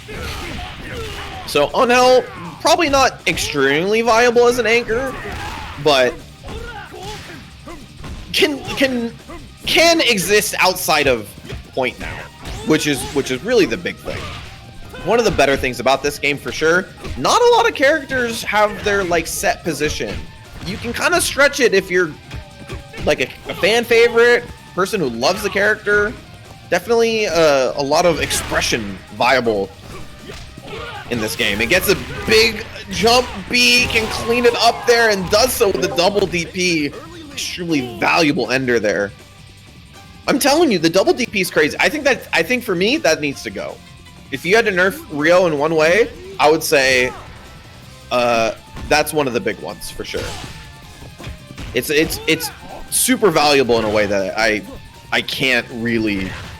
There's no way to overemphasize. Nice air situation. Nice combo as well. I actually did not know that combo. Dizzy teaching me new things. Been playing the character myself a lot, so every time I get on these, I watch the seasoned Rio players teach me something new.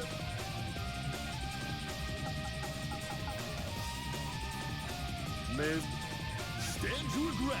Ready? Going to Oyash. I would say probably if I were to give one interaction or one matchup a big problem, I'd say Nacho's Clark will probably ask to do a little bit more versus the Oyash. But nice, great timed jump CD from Dizzy. Despite Clark's prowess in the air, Dizzy with the Oyash has been the one coming out on top more often than not. But a lot of small KOF here. No combos, little hits here and there. 2 missed big confirms from the both of them actually. Very tough. Especially when you think that you can't really open up your opponent that big. But finally, it happens.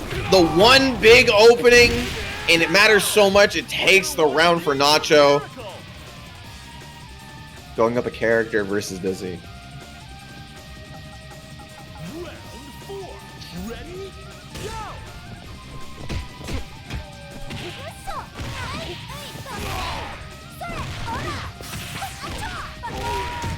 Gets a hit here. Gonna spend the level 1. I think it's gonna be a little bit short. We're spending it. I like it. I like it. I would say, you know, if you want to think of it backwards the way, if you put a character on anchor that's supposed to be a point character, they're a character that doesn't need to operate with a lot of meter. If you think about it that way, there is a value in putting a character like Angel and anchor. You just spend the meter for whatever kill you need and just play however. Oh, the axe handles, the 2C. How can somebody be so good at one normal?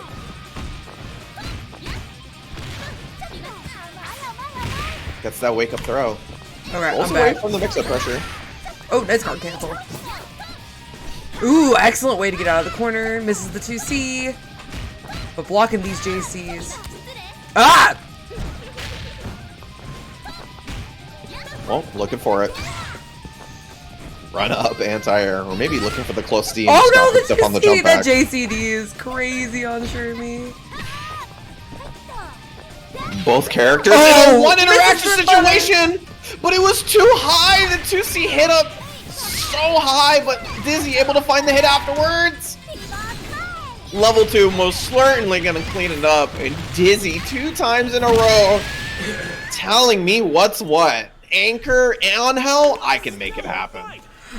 That's really impressive because Dizzy usually loses. I don't think I've ever seen Dizzy beat Nacho.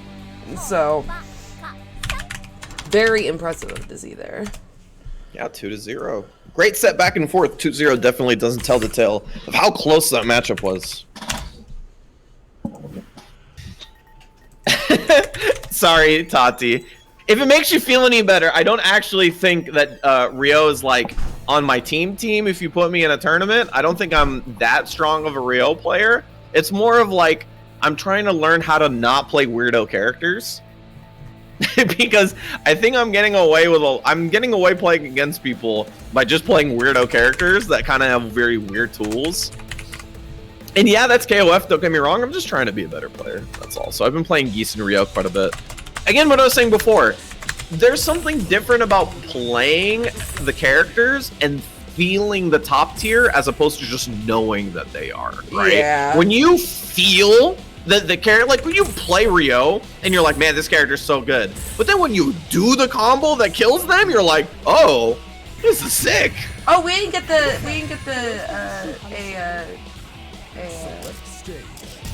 thing, but thank you,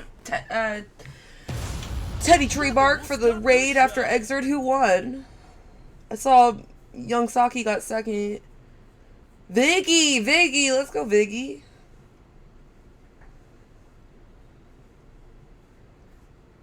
No worries.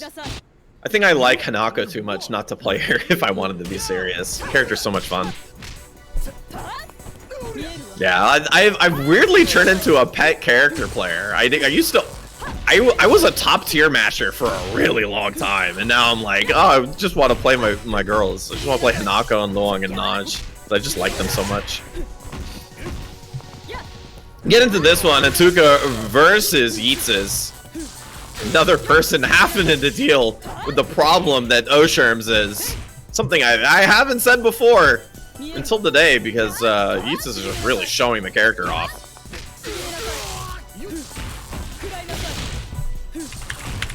Meaty pressure. Oh, finds the roll, switches up the situation. There's an opportunity. Nope. Yeetses says no thank you. Guard cancel out of there. That's what I'm talking about. I really want to emphasize that a tremendous deal. Yeetses didn't guard cancel there because they felt like, oh, you know, like I'm really pressured there. I'm super afraid. They did that because they knew their interactions in neutral were so much more valuable versus the player, not even versus the character. That the guard cancel just meant, oh, I can get all of this damage in that meter. I can get it just by playing neutral. When you think about like that, then yeah, it's not guaranteed damage. But that's a different way to think about how to approach your meter usage. Atuka's going into this one here. Healthy lead. Asking the Iori to run the gauntlet. Guard cancel to no avail. Great spacing on these jump-ins too. Guard cancel once again. Really trying to find the value here. It's not happening. Finally, gets the big hit. Safe jump setup. Guard cancel. No thank you. Betting on this Oshermie. We saw that last time as well. Yeetses, when they're feeling the Osherms, bet on it. This time, not as valuable as last. But Atuka cleans up with the Iori. And no matter how much character this has, how much health this character has, no matter how much meter this has, you always have to fear a good Iori player. Oh, gets a big jump C. Gonna cash out all of it. Level 2 Sparklers getting huge damage. And that reset in there somewhere. So, I mean, I think the damage would have been pretty close in comparison, but maybe slightly more.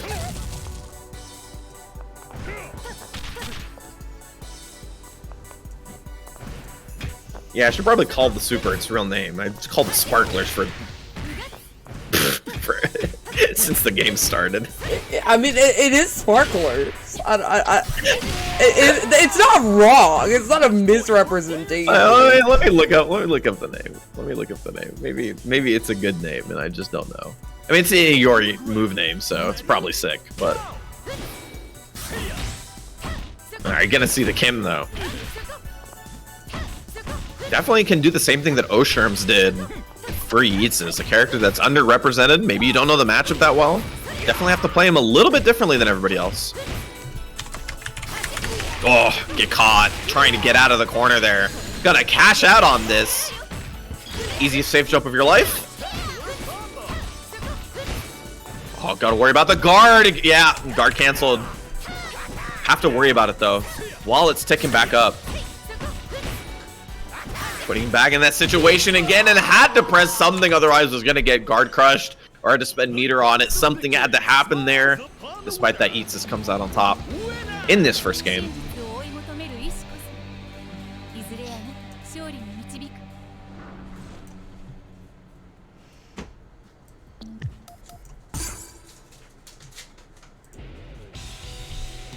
Shiki Yashiori, 8-time snapper. That's a terrible name. Sparklers is better. Well, it's like Shiki Yashitome is what we call Maiden Masher, but it's closer to like 8 maidens. So it's like I'm trying to think about what would be like a better translation or a easier translation for that. Okay, well, we switched up teams on Ntuka's side. What do we get over here? Don't torture yourself. I love move names. I love move names. So it's one of those things. Yeah, we've actually switched this quite a bit. No Yashiro, Robert first, Kim second, and Iori on the anchor. Maybe feeling like the anchor Iori is like the most valuable character on his team, one way or another. Let's see how it plays out. Robert, what can I say about this character? This character has really good normals and probably considerably, like, I really don't know what to say about this character. He's just good. He's just good, simply. But that, like, that's a bad thing, I think.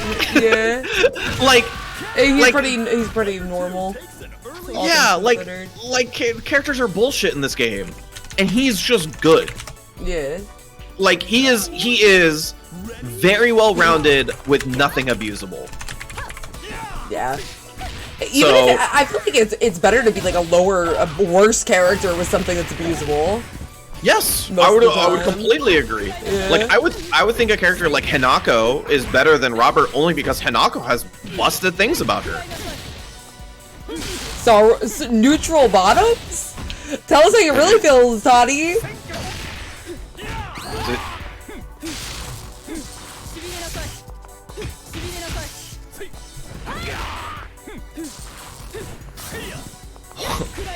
Gets out of the corner there. Has to spend some meter on it, but You know, the other times we've seen Yetz's play, the Osherms has not done this much work.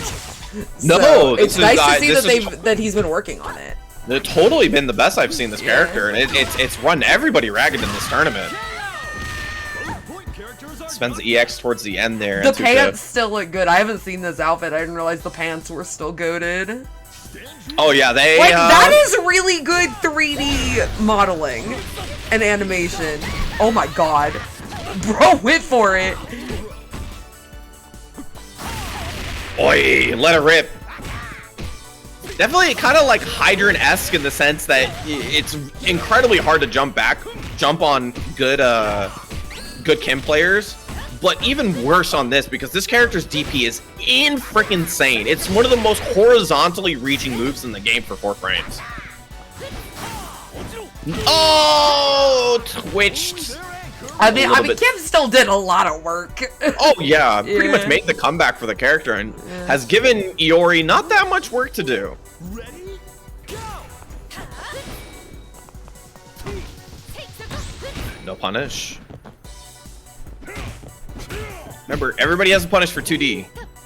Just gotta find out what it is. Sometimes it's a special, sometimes it's normal. Every time you talk about that, I think of Kokonoe's Super Ball punishes. Because Super Ball is a reversal, and it stays out on hit. So, and usually your punish will require trading with it and being able to continue comboing afterwards. Yeah, sometimes it's weird stuff like that, but you know. But every character has a Super Ball punish. Okay, lock out of the special moves. This could be it! And Yitzis takes it 2-0. But really good work from Antuka.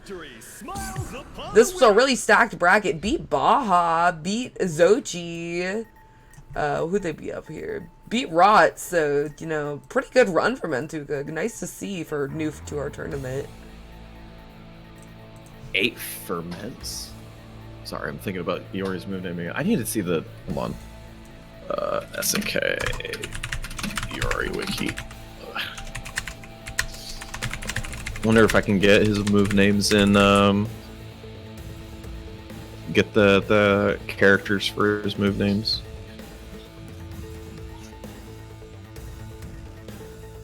I am being a nerd about something that doesn't matter.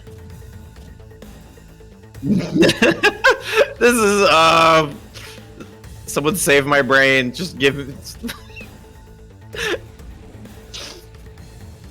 I have to go through all of this insanely long move list. Hold on.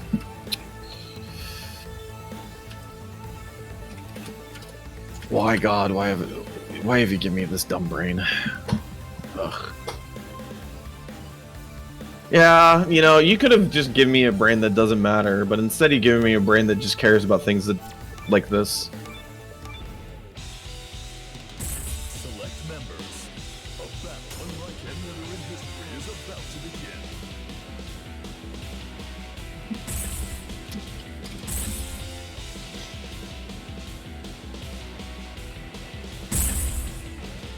Select order.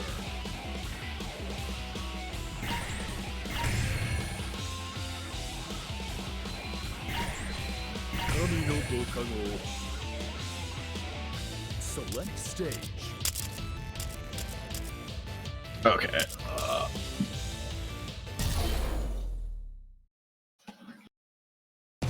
Yashiori.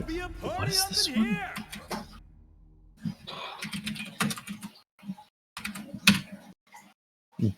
Brewing, fermenting, unjo.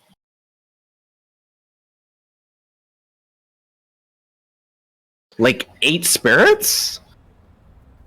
That's no 8 spirits looks. I think it's supposed to be like 8 spirits. 8 spirits makes way more sense. Round 1. Ready? Go. All right, I'm not a native, but I'm right.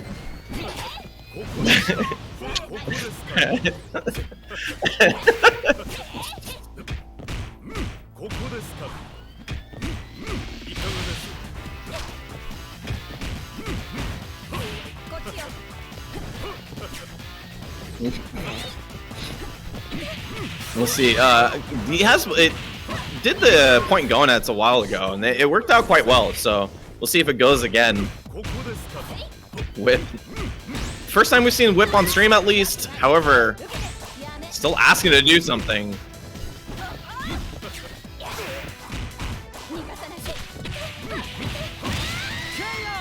Oh, just gets the jump in and the punish on the Whip.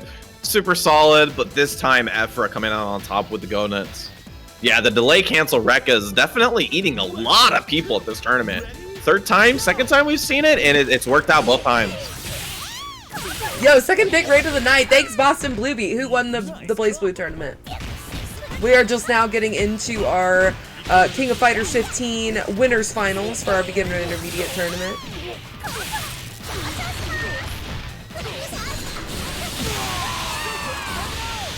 Yeah, it's been a great tournament so far. You're watching Sylvie the just winner. fucked him up! Yeah, it's Sylvie! She does damage! She just fucking cooked him! She didn't Yeah. even touch meter when she came in! Yeah, this character kinda good. This character kinda good. I like this character. quite a bit. Who was in Winter's Finals?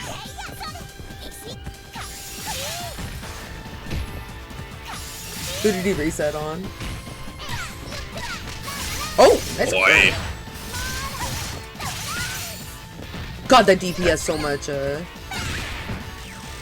corner carry. Wait, did Sylvie HDP now hard knockdown? That would be kind of toxic if it did, but I did not notice. No, because this is the second time I've seen people no tech on HDP, and HDP is like, I think if I recall correctly, it's like negative. AJ Shifter, my GOAT, the best new 13 player in my house. Okay, so I'm right. They're just not teching, right? Yeah. Okay. Whenever I see that, I'm just going to assume that I'm the one who's wrong or forgotten something. Oh, they slide underneath the fireball. Yeah, I think they're just not teching. That thing can't knock down. That would be toxic. That was so toxic, Kobe. I'm gonna ban you from my chat for that. Again, for the third gonna time. max? Climax is bars not on gonna this. kill, but it'll be close. It's gonna be really good damage, yeah.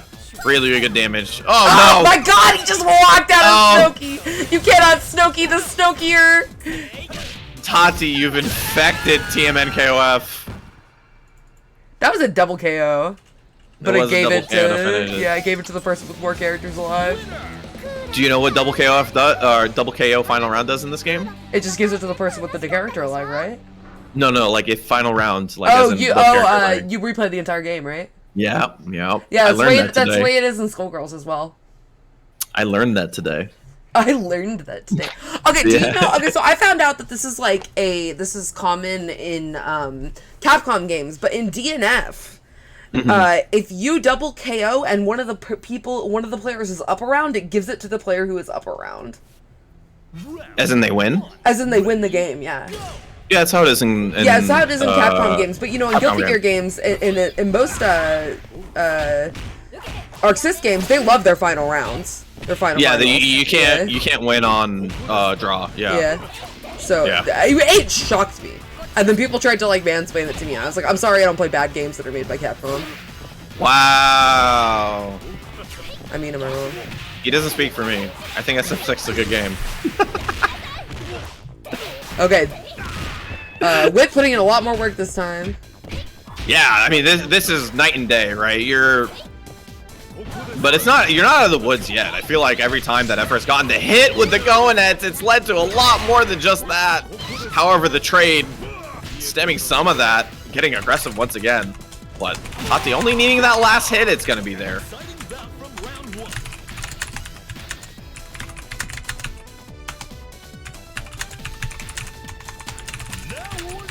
Definitely a very different script we're reading here. Tati now. Tati, go stay on script.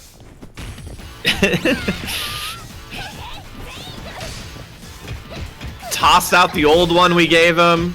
Said, no, I don't like this one. My whip gets worked? No, thank you. However, that DP errantly going blocked. Tried it again.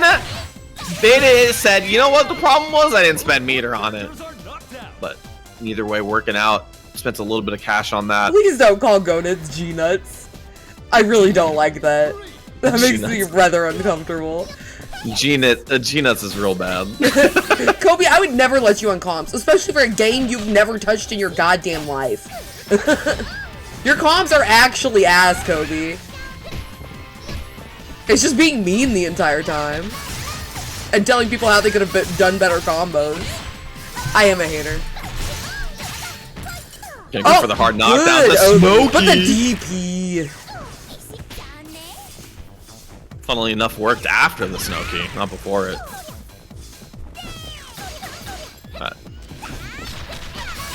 Nice. Yeah, low profile, the jump CD. Kula being one of the characters that has that. Did get nerfed, still very, very strong though. Sammy, have you seen that tweet that's like, I can use, but you speak Spanish. Not enough to be able to hyper hop consistently. Is that your level of like Spanish 3? You can hyper hop and then backdash cancel, jump with Iori. Yeah. It was so fun. It made me laugh. My husband has trouble hyper hopping though, and he speaks Spanish, so it's not true. Oh! Yeah, I expect this or plus cancel. Why wouldn't it be? Well, on roll like that, yeah, I first showed it off. You can get the throw punish after the roll. So very non-committal situation for Kula in that. However, Tati, yeah, wakes it up. Has it spend meter on that? Nice read on the roll, but doesn't get the confirm. Didn't believe in the max mode there. Oh my god, this Kula is causing so much trouble for Tati. Might have to take the whip out. Oh! That was scary. And now you have to get through. You have to get through the who is Iori with 1 bar going in. That's a rather scary. Oh my god, the taco. Okay, doesn't confirm off the taco, but gets the max mode confirmed into the kill. Yeah. Efra up 2-0. Yep. 2-0. Reminder, this is a first to 3. Winners finals.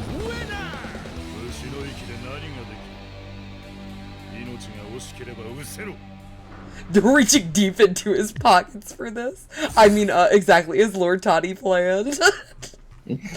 Lord Toddy will not fail. If I ever made TMN merch, I would make y'all a Lord Toddy will not fail sticker. Should be a sticker with Sylvie holding up a sign. Yeah, definitely. Lord Toddy will not fail. Lord Toddy reverse 3-0 incoming. Toddy's sticking with the ash and the whip. I thought he might have switched to, maybe switched to, Chizuru. Oh, nice chase down. Oh, but the roll, wake up roll gets him. Wake up throw. Goes for the cross up. Works out this time. I've seen Toddy reverse 3-0 before. Yeah, not over for sure.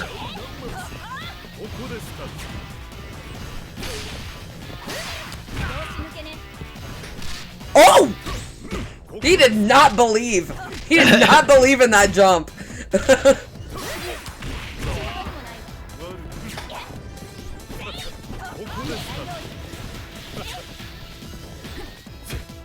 Oh, both characters rolling a lot, looking for that opening.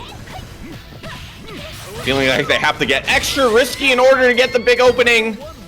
But the one who comes out on top is Efra, taking it over the whip.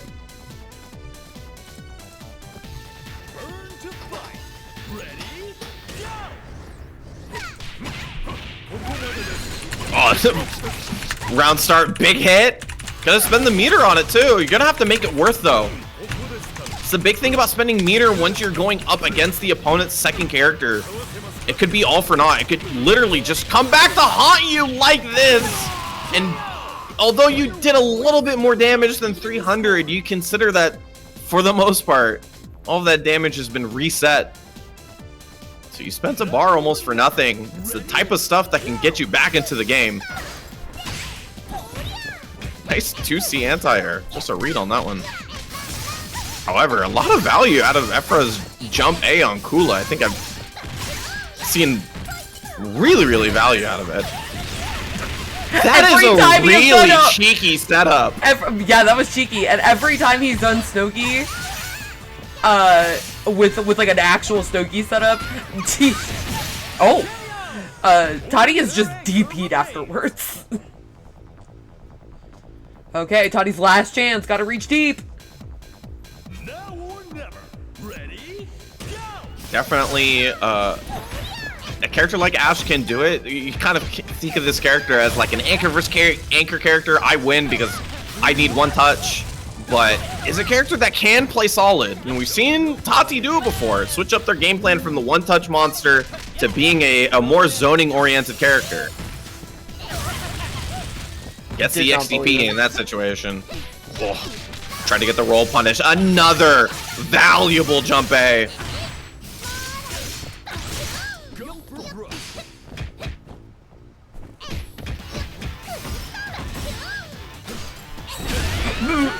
Oh. That was so lucky. Yeah, stays alive. Recovers quite a bit of health.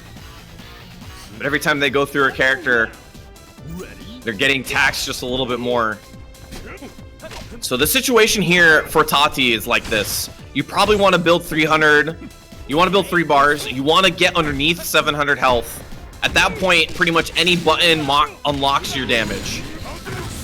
So you're not going to die to this, but you'll have 3 bars. So it's just about getting that hit. Oh, gets opened up. Oh, maybe missed double buttons there. Either way, it didn't confirm. There's it. There it is right there. It's going to be really close.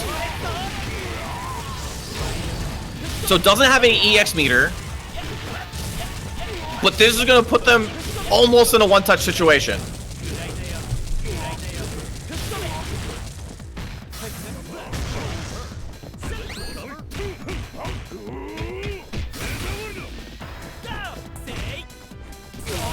Oh, gets a big DP.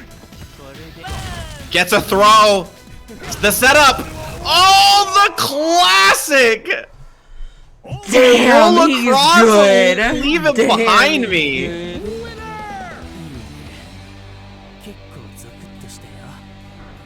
That is the classic. It works. I think it works once a set. If you want it to work once a set, you do it there. Yep. Yeah. Tati stays alive. That's why I think this character is super good. This character's comeback potential is not in health. It is meter. So as long as they have the meter, they can kill you. They need a pixel health. You can go into final round with 1 health and 3 bars. It means you have the possibility to lose.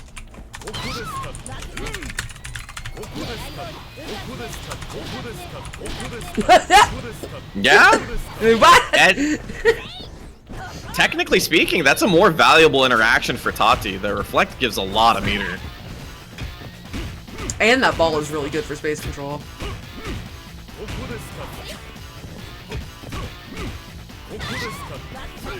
Anti-air. Oh, try to go for the DP. Don't know if any one of those have worked on Ephra so far. They have. He got several last round. Okay. So betting on it, but not working out that time. Hard cancel roll, looking for any sort of opening, but Ephra just caging Tati's whip into the corner here. Round 2. Ready, go!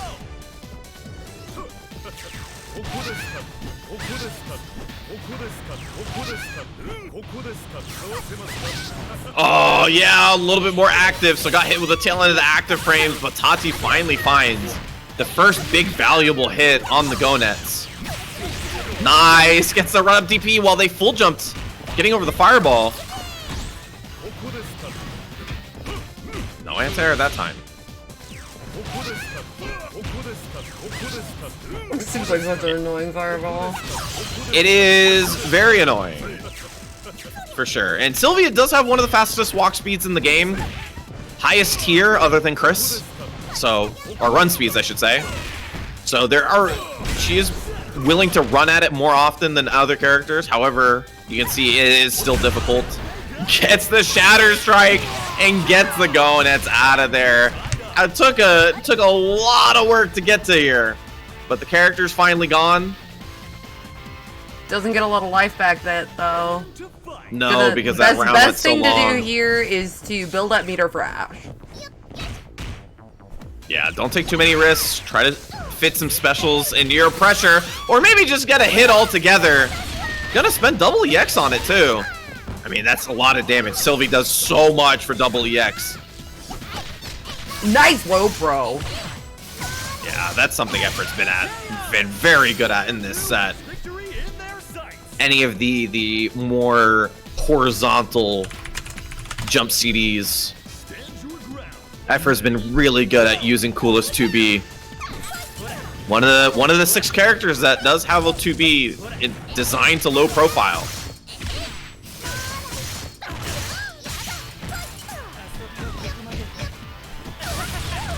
Nice anti-air. Ready for that one. Tick throw on hit gives you even more plus frames. Goes for the other cheeky bomb setup, but got rolled away from that time. I like not doing it as a kill, but Efra was prepared for it. Pressure on the guard bar. Yeah, gets the punish. Goes into max for it too. No EX, no super. Not gonna matter. Neither side is giving an inch. So spending the meter to get a little bit more health. That was the trade for Tati here. They didn't want they spent the meter for the confirm so they can get a little bit more health and end the round faster. Remember what I said before. It's a balance between health and meter. Oh, gets a big opening though. Gonna max mode confirm into that one. Yeah, actually just going for the single super combo here. Not something you see often. Gonna get another opening here, and that's why we did it. We did it so we can get 2 quick max combos, making our confirms easy as possible, making it sure that we go into grand finals for Efra.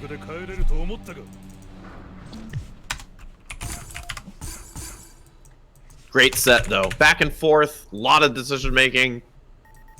Yeah, I think Toddy needs to go into the lab and find a consistent way to not just run into going into fireballs. I think that was a big thing that was killing him. It sucks, but Yeah. the way to do it is to walk. Yeah. Running has a couple of frames, a lot of frames, where you cannot block afterwards. You have to stop. That is the trade for a fast-paced moving forward option. However, blocking is immediate after a walk. So you can either pump little runs or just completely walk the whole time. Or if once you see the animation at full screen, just roll forward. There's a lot of little things you can do. None of them feel good. I'm sure Tati knows. One of those things that maybe gets a little bit frustrating in the middle of the set. But definitely, I mean, the go nets was a big factor for sure. A lot of the times, go nets giving Efra the lead in the matchups, so that, you know, asking basically Tati to make multiple comebacks. Okay, So. I'm doing something because Dizzy is a good friend and she requested it. We gotta power her up. Fellow Dizzy enjoyers view.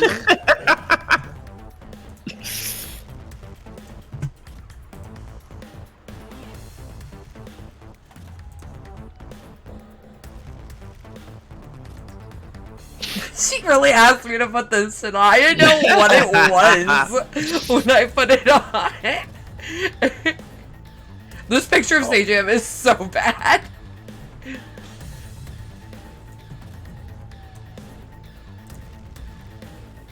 Bum bum bum bum. That song goes crazy.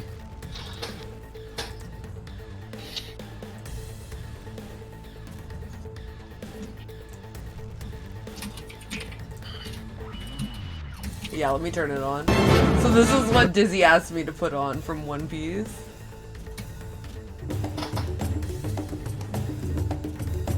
Yeah, you can go use the restroom. Yeah, this is in the middle of the match. Sorry, I just No worries. aired I'll be your right back. shit out to the entire stream.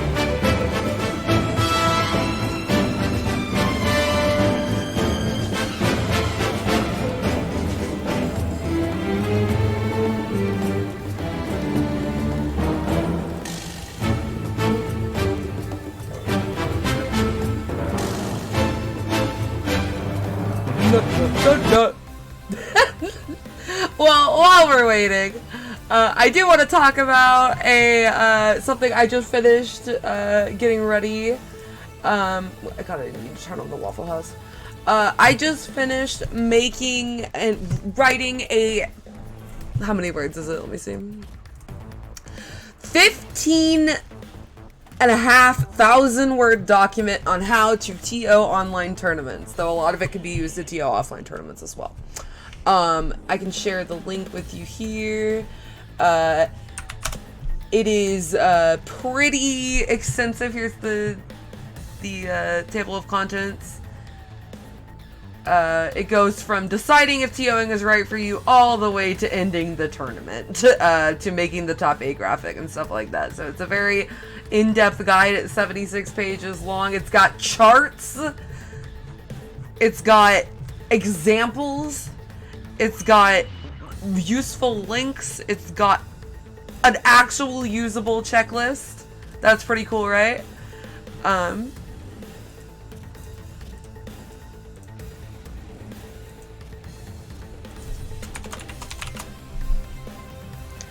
It's got, you know, charts showing you how to do stuff. It's even got, let me find it. Where is it? It's got how I do seeding. It's got GIFs. Let me find the really funny GIF. Oh, it's got how brackets work, how a double Elam bracket works. Where is the GIF? It's somewhere in here. Where's the GIF under? I was making sure. It was.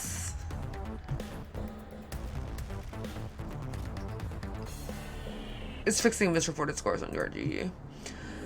This one I just had to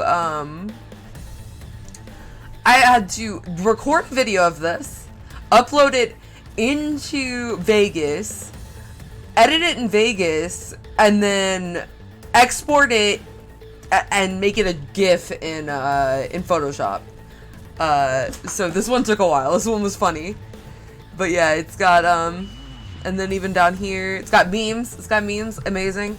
Down here, it's got what to do if a player is acting like a dickhead, the most important one, and common problems you'll run into, and then even a post-tournament checklist as well. So it is very, I spent a lot of time on it, so I hope you enjoy it if you use it.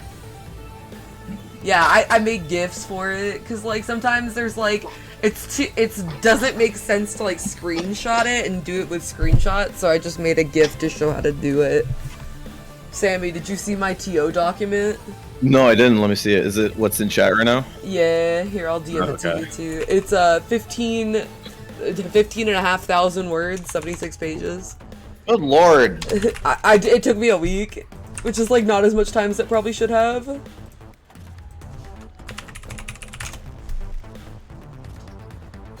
There's word art in it. Yeah. That's crazy. How to change seeding on mobile? No, I do not. On mobile start GG, I have not found out a way to seed with that on mobile. Have you used StartKit GG, Zendo? I don't think StartKit GG has. It's only for reporting, but they might update it eventually with mobile.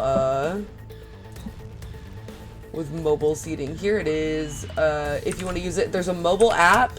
Yeah, here, I just linked it. There's a mobile app, and it's really good even if you're not on mobile, because it actually has functionality for reporting matches that Twitch does not, that StartGG does not, like swapping results and updating the score just like the opposite direction. So it works on really well on mobile, which StartGG does not. Yet that's what I'm wondering.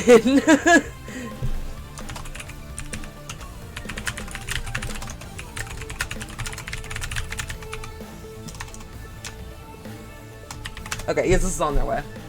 Okay, wonderful. Awesome. Perfect.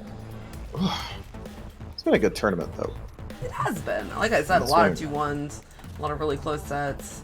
Yeah, in general, people have been getting really good, really good. Like the gaps are getting closer and closer from one another. So it's I like, agree. like from starting to commentate this a couple of months ago, 3 or 4 months ago, till now, like it's night and day, really. Like you guys definitely look way better. Yeah. So Y'all have gotten a lot better, even if it doesn't feel like it. The people who enter every other week, y'all have gotten a ton better. And it's just also that the level of play with all of the new Mexican players has upped a lot since it was just 12 of us, and we were all North American. So we were all United States. But y'all have definitely gotten a lot better. Okay, so we got Yitzis. Yitzis is the one that sent Dizzy to losers. But Dizzy took that first game really heavily and then switched, and the Shermie totally filtered her. So we'll see if this, so we'll see if this goes any differently for Dizzy, or if Yitzis will move on again. yeah, definitely the big question here. I think the big question of the tournament in general, like, just can you deal with this character? Can you deal with Yeetz's Osherms? We'll see. Ryo, definitely, I think maybe, I haven't really thought about this character a lot, and quite honestly. Like, it's just not a character you see that often, not considered a high, strong character, and also not a very represented character, so. But I can definitely see, like, some of the things that can make Ryo's life difficult here. The run speed not being the best, definitely the big thing I'm thinking about right now. But also just Yeetsis in general, making everybody's life difficult with this character, and the pressure continues, taking Ryo out in the first round. Mezami, now or never. Ready? Go! Oh, trying to go for that fireball read. Doesn't work out that time. Dizzy, yes. No, a little bit far. Gets the CD start, though. Are we going to spend on this? Yes.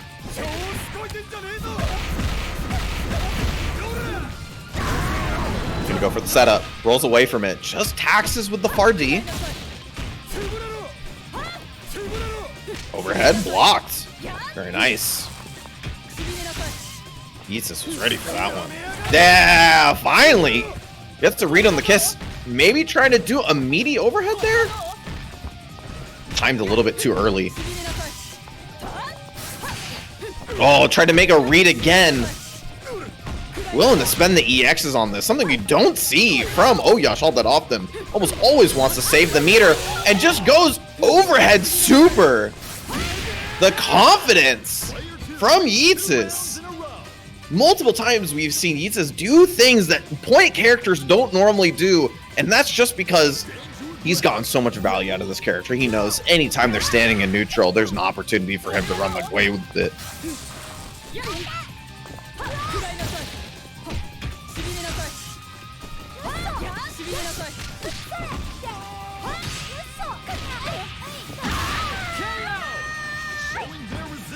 Finally gets her out of there. Try to go for OTG grab. Oyash doesn't have normal OTG grab, right? It's just EX. I'm not crazy.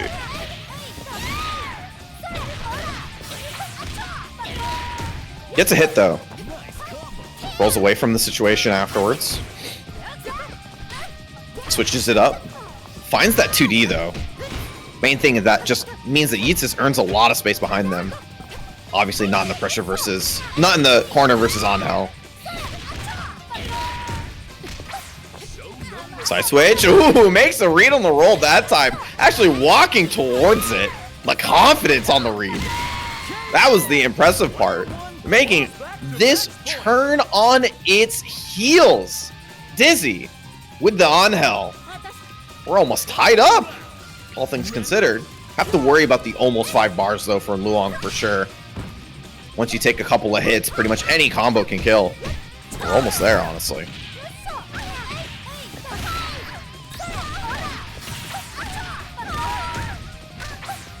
Goes for the side switch, rolls away from it.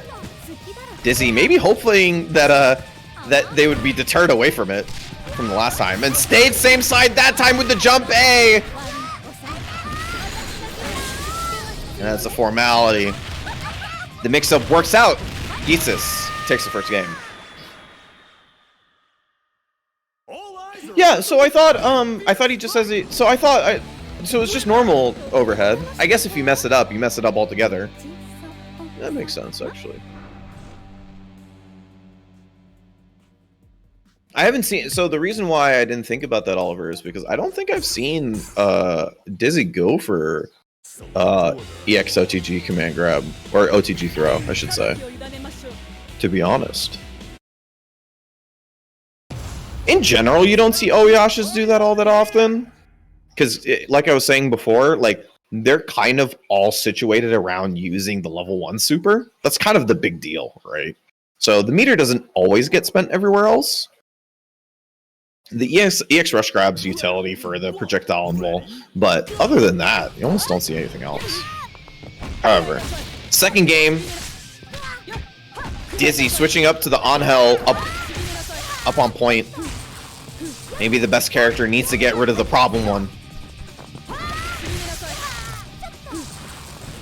Let's see though, any of the characters that do have very strong zoning prowess, have great anti-airs, can provide some difficulty for Angel. However, I could say maybe the one thing that is a benefit is that once you get on top of this Oshermi, you don't have to worry about too much. She doesn't have much in terms of defensive options without meter. Goes for the leg snap, takes it out of it, trade. Slightly in Yeats' favor just because of the life lead. Oh, spending a lot of meter.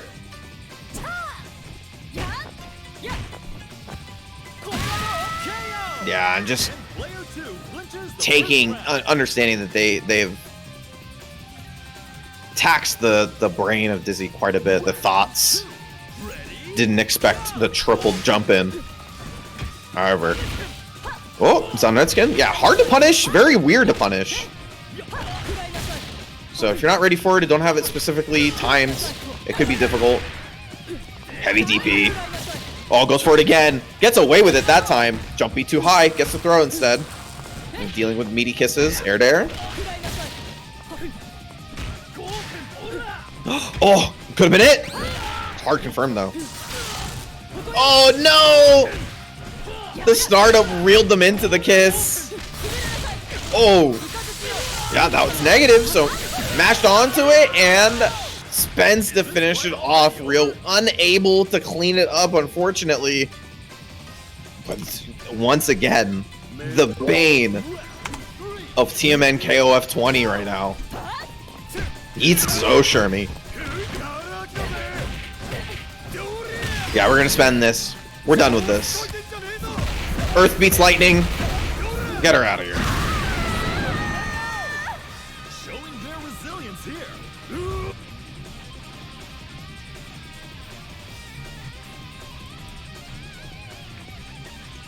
Burn to fight. Ready? Go! Again, one of the things that you can say about Oyash being at an anchor is that he doesn't need a lot of meter to do heavy damage, right? Yeah. Like 400 plus off of just any close normal confirm like this. And it sets you up for incredibly strong Oki afterwards. With the OTG on the super. They gave me icing for my brownies. Oh no! Oh! There's some weird setups with that, but I don't know if that's what they meant to do. Oh, scooped out of the air, a little bit too high. Maybe needed to adjust the combo just a little bit. Very hard to do on the fly, especially if it doesn't happen often. Jump in again.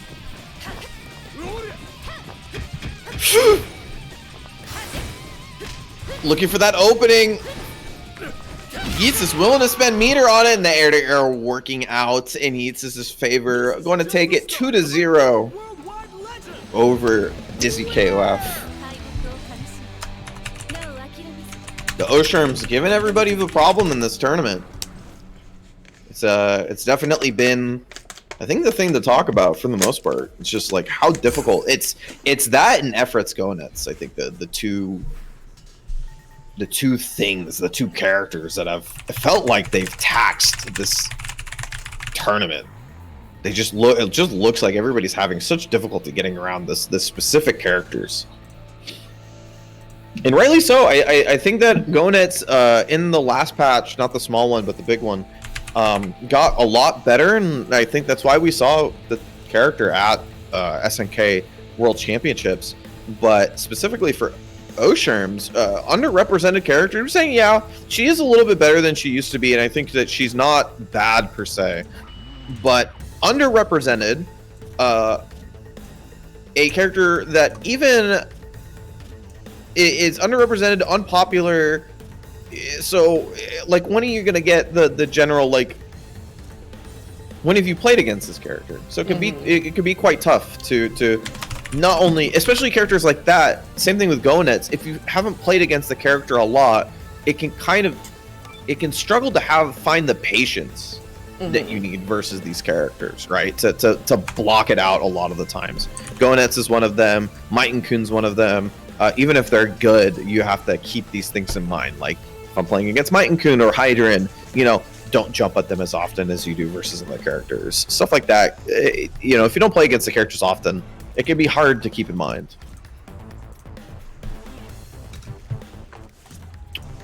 However, Dizzy, great showing. 4th place, I think, after all said and done. So, No, it's the best Dizzy's ever placed. Yeah, so great stuff. Great stuff. That was going to be my next question. Getting through, a lot of really strong players, for sure. A long losers run as well. So gave themselves 2 or 3 extra games to get into that position. So tough bracket.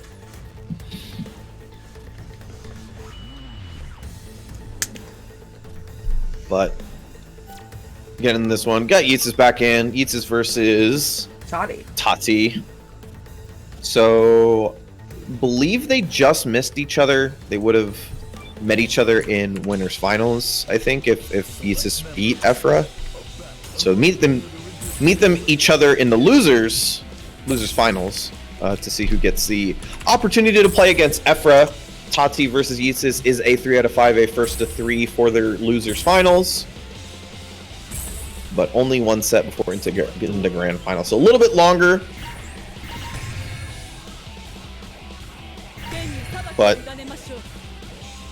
seeing the 4th unique character. No, wait, fifth, because it'd be 3 plus the 2 new ones that we've seen. It was first Whip and then Kula. Kula replacing Sylvie, interestingly enough. Tati always makes his decisions. All of his characters are really good, so I really can't complain. I think they're all strong characters, so I can't complain. It's kind of what you feel at any given moment. Kula, however, does have a reflect and does have a lot of great strong spacing tools and doesn't necessarily need to approach at any point. So there are little things here, I think, that are valuable to taking Kula into this matchup. As we get into this one, the slide also being shown off here, obviously a part of what Tati's been thinking. Doing the Snowkey, you could have carried to the corner, but instead finding some value in the Ilki situation.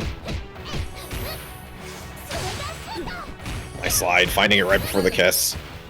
Card cancel. I think Tati will take that one. EXDP, something you don't see all that often. Jump D again, catching air to air. Snowkey again. It combos. It worked. I'm sorry, Tati. You know what? I take it back, Tati. You know better than me. No, you know what? If I'm not gonna curse your Ash combos, I'm gonna complain about your Snowkey. All right, well, I think if you're gonna do Snowkey there, and it is against a zoner, so you don't want to let them get away in the mid screen. If you're gonna do Snowkey there, the EX is a really good idea.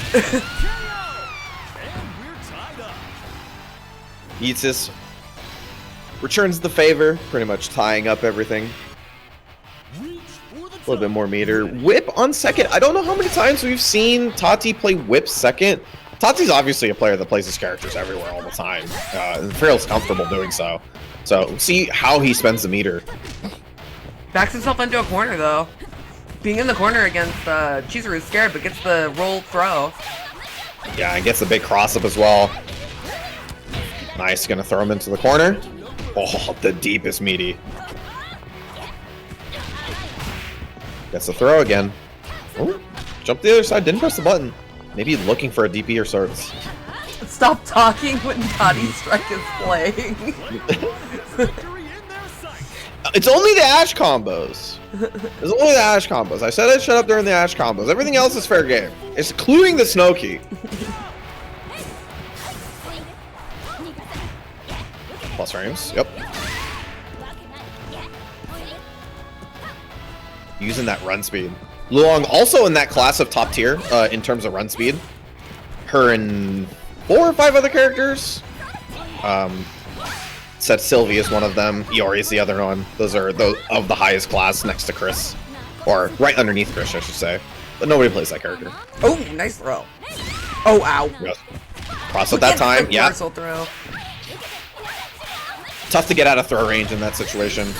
So definitely a great option in that situation. Gonna spend the level 3 after the quick max.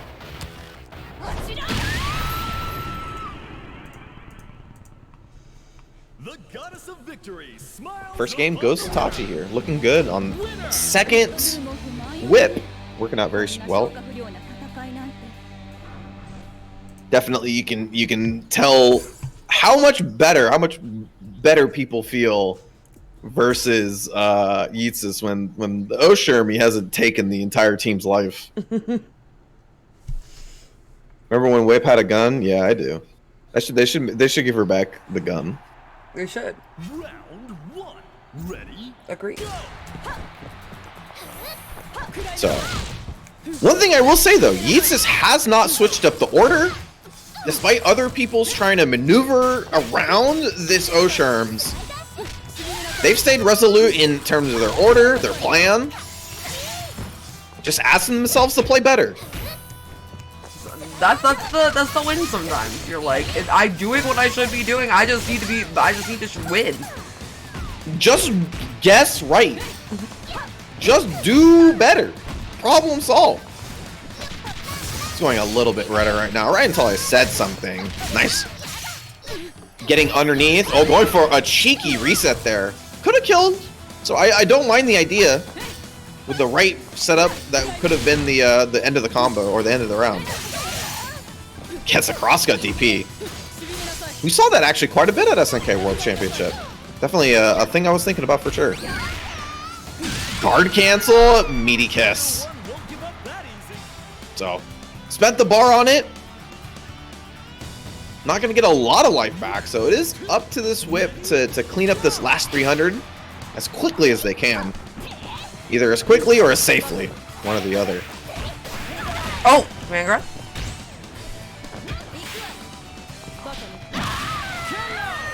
And quickly and safely.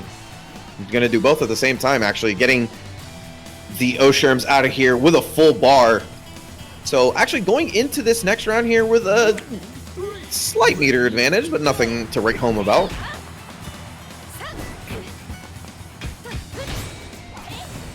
But putting the whip in the corner, Chizuru in the corner is so good. That's why you've seen the guard cancel. Wants to switch up the situation. And even Yeetsus rolling out. Does not want to be in that position. However, first big hit in this third round goes to Tati here. And you see them jockeying for position so often. Oh, drop the combo after the max. Unfortunate. Doesn't get the value that they wanted. Oh, great jump D. Air-to-air situation. Comes out on top afterwards. Chizuru does the job quite well versus Whip. Putting Tati on their anchor character with not a lot of meter. Has a lot to deal with.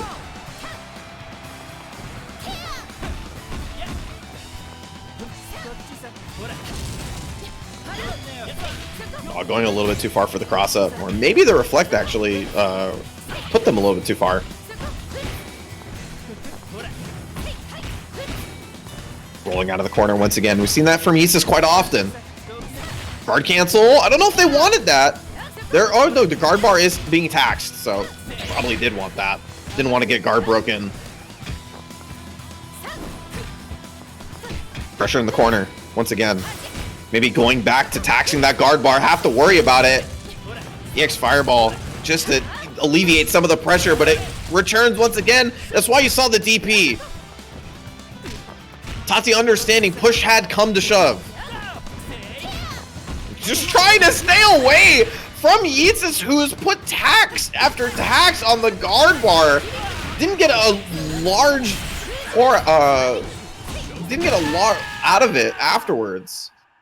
But just generally the game plan around constantly putting Tati under pressure via the guard bar, making Tati make all of these rash decisions, even if it did not mean to lead to a lot of damage from the guard break itself, it led to a lot of damage overall, a lot of interaction, a lot of scrambling.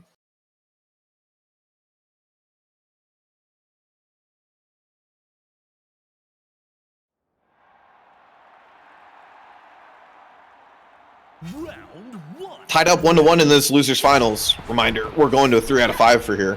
So 2 more games for the both of them in order to meet FRF.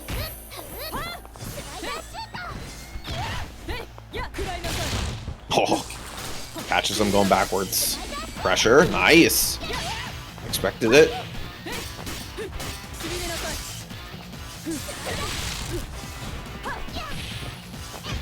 Air to air situation. Oh. Oh, getting her to firm off this one, spending meter on it, and that is going to be it. Oshermi once again doing the dirty work for Yeetsus' team, putting them at a healthy advantage.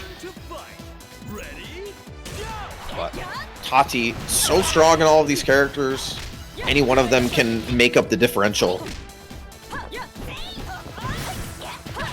Oh, looking for that cross up there.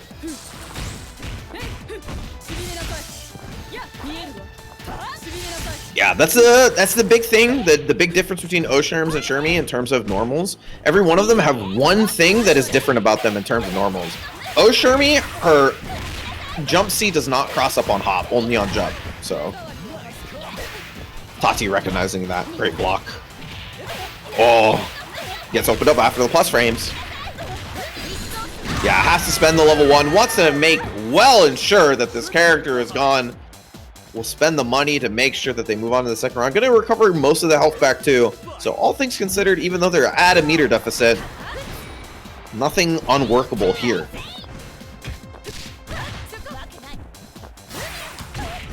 Oh, the XDP works out. Goes for the cross up a little bit too far. Jump back CD. Super strong hitbox on that button. One more time. Oh, fakes it out that time. Earns the guard cancel for it. Once again, pretty much all of this damage entirely because of EXDPs and jump CDs. Trade. Tati will take that, especially for meter spent on one side. Oh, it doesn't work that time! It's worked out so often, but the time it needed to. Yeetsus got the block punish. Putting Tati on their anchor character with about 300 health.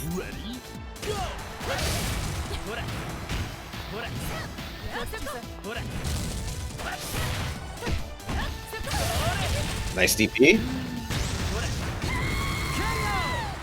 Yeah, finds the gap there, puts the DP in properly. Going into this last round here with 3 bars. Say it once again. Once you get down to 700 health, that 3 bars, that's all you need. So you need to find these little hits here and there. Confirm that big hit into your level 3. Nice, gets the chase down. How much are we spending on this? Just the level 1? Yes. Goes for a setup there. Not over just yet. Overhead! A slow overhead, but one you see so little.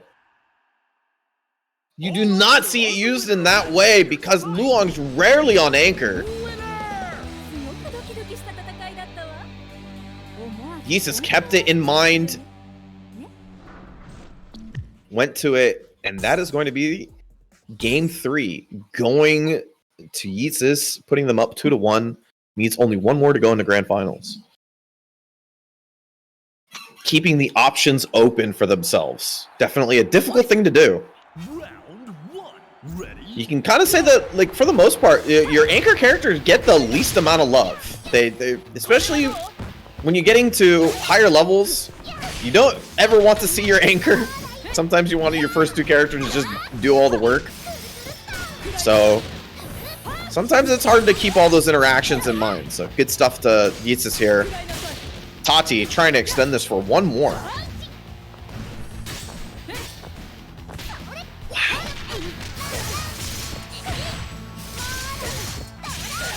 Wow.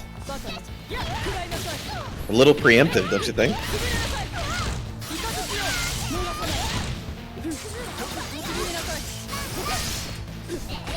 Dove. A little preemptive, don't you think? An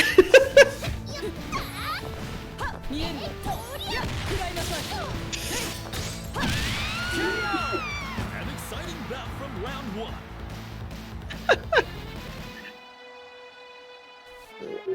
Round 2. Ready?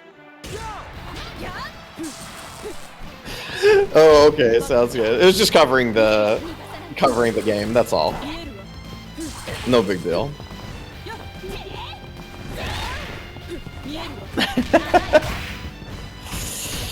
Alright, Tati.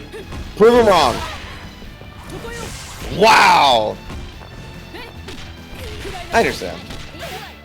KOF is a long game. It's very different from a lot of other games. Just you play anime games.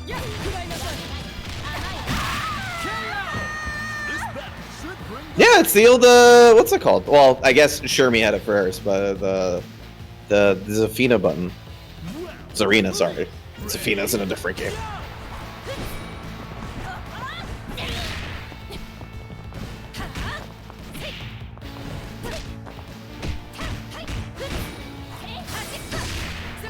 Oh, finds the scoop. Oh, gonna cash out on it too. Oh, huge damage here. Easiest safe jump of your life. Tati says no thank you.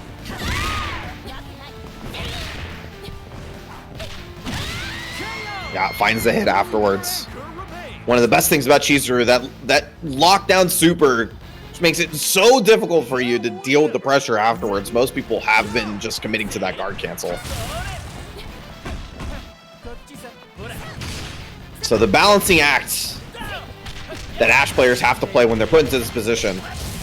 Gonna commit to it here. So very close to the corner. So gonna get a little bit more than that 700 I was talking about, but it's gonna take a lot of work.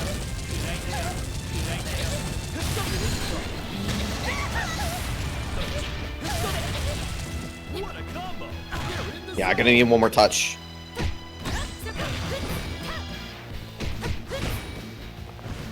Tati putting themselves in a great position though.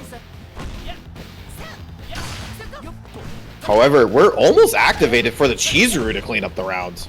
Almost 3.5 bars, almost underneath 600. We'll do it, and it's not going to happen this time. Tati are going to recover 150 health back, almost putting them topped off. But still a very scary position to be in versus the Luong with 4.5 bars. I think almost everything can kill. I'd have to think about a starter that would really struggle here. However, what we're looking at for Tati is getting that last bar, getting one more bar to be able to convert into max. Not taking too much damage along the way. Frame trap pressure there. Tati staying put. 5 bars. Oh, gets opened up that time trying to press a button. Oh no! All right, doesn't matter. Common, that's a common Luong drop there when you're trying to go for the EX Rens, the tougher combo. But the Luong will clean it up once again and put Yeetsus into grand finals over Tati, 3-1.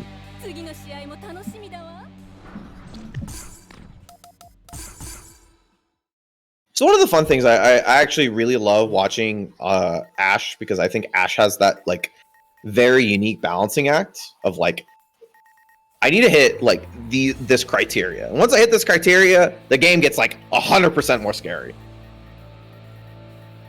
But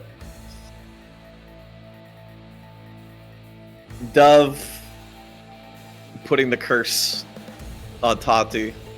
That was not me. He also, unfortunately, Tati, I love you. I was like, he's not playing very well tonight. Wow! So I was like, I could go ahead and get him on the top 8 graphic. No faith. Yeah, unsub. Yeah, can I spend $5 to take somebody's sub away?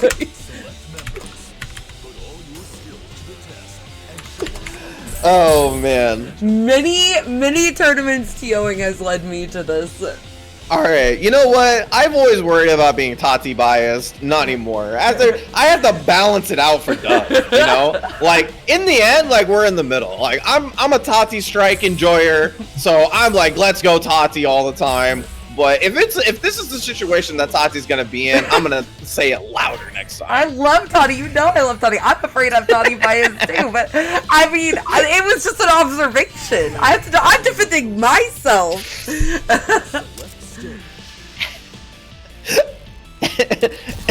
The honesty is commendable, for sure. But also, goddamn. Stop this show. And if I didn't say it before, I'll say it again. The tale of TMN KOF20 is this. The Osherms versus the Gonets, Ephra versus Yeetsis in grand finals. Ephra sitting on the winner's side, so only needs 1 set of a 3 out of 5. Yeetsis is going to need 2 in order to take the bracket. And definitely the tale of the tape, Ready? these two. Osherms versus Gonets, giving the entire tournament so much trouble.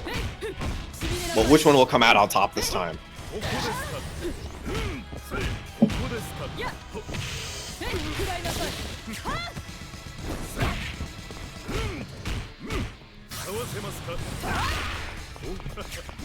Oh, the super duper chase down! That was sick! Oh man, the hard read. Eats is feeling it. And then wonderful CD there, placed perfectly. Now, at least for this first game, Shermie has become the bigger problem. Now or never. Ready? Go! Oh, another cross-up jump A. Honestly, the most I've ever... I mean, obviously we've seen this character a lot less after her nerfs, but I've seen this jump A cross-up work out so well. Once again, showing off the prowess of the button. Oh, just outside of Kiss's range. Always hate that. I'd rather just block it meaty. Instead, I'm just right outside of it and putting him in proximity block. However, Ephra gets the hit. And that's going to be it. Pretty much tying up the situation here, leading to the Chizuru. Although I've been talking about how good the Oshermie has been for Yeetsis, really the entire team has held their own weight. However, first Gambit goes to Ephra here on the Kula. Going for the Snowkey. Love that cheeky setup, honestly. It's still kind of corny, but it's less corny than just doing it on its own. Yeah, it rolls away from the whole situation here. No, thank you.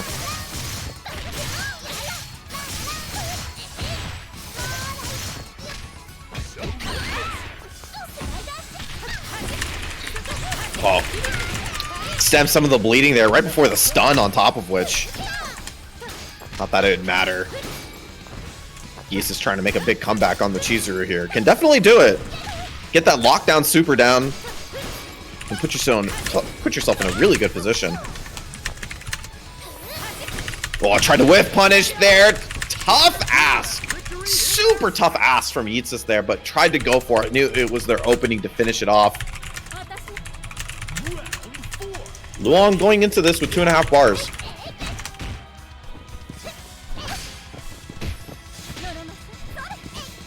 Tech throw.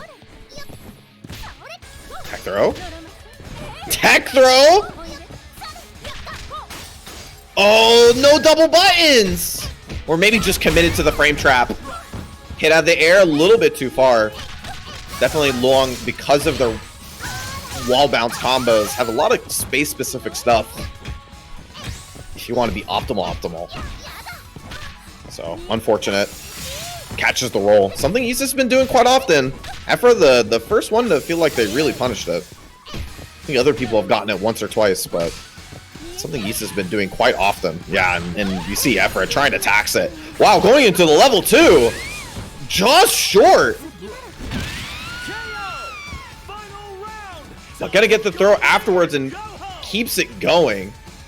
Going for the level, so just because I'm a Luong maid, the level 2 Rambu would have actually done more damage, but that input is very hard. It's much easier to do it with the kick super because the kick super is the same motion as the Geki, so it's just a double quarter circle instead of doing a quarter circle forward, half back. Just a little bit harder when you have that little hit stun with the Geki. Nonetheless, through talking about that little tidbit, Efra cleaning it up with the Iori and going up first game.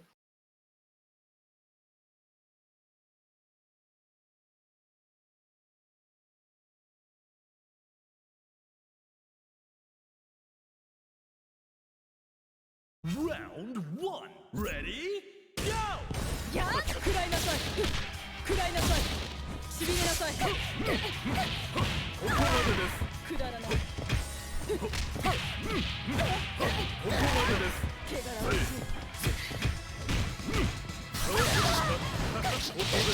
There you go.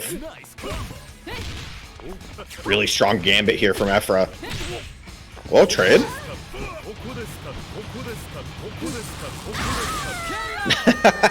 Yeah, I'm just going for it. Doesn't need to commit to much there, especially. I think Shermie's only Osherm's is only big tool there for anti-fireball is super, something you don't want to spend on point. But Efra starting off really strong. Starting off strong once again in the second round here. Gonet's just doing a lot of work there. Yeah, just gonna spend the super to make sure we clean it up. Easy peasy. A quick round for the Gonets. Coming out on top time and time again. We're seeing that this might be the bigger problem in this set specifically. Round 3. Ready? Go!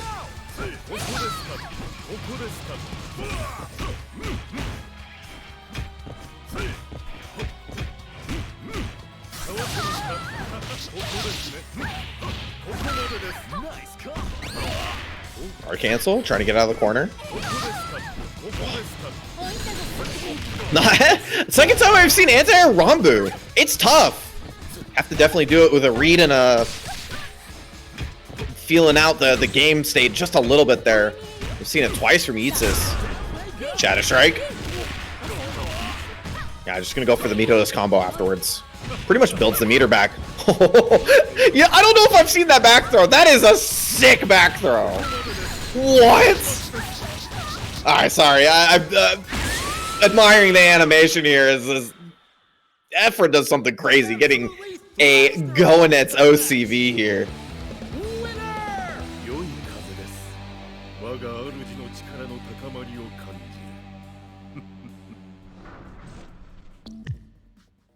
Going up 2-0. Yeah, going to the order selection, very surprising. Very surprising. We haven't seen Isis ever go in this, even from being in a down situation. But feels like the Goenets is a big enough problem to deal with. Puts the Cheeser on point. Definitely big normals from Goenets can be problematic for a lot of characters, but Cheeser can match.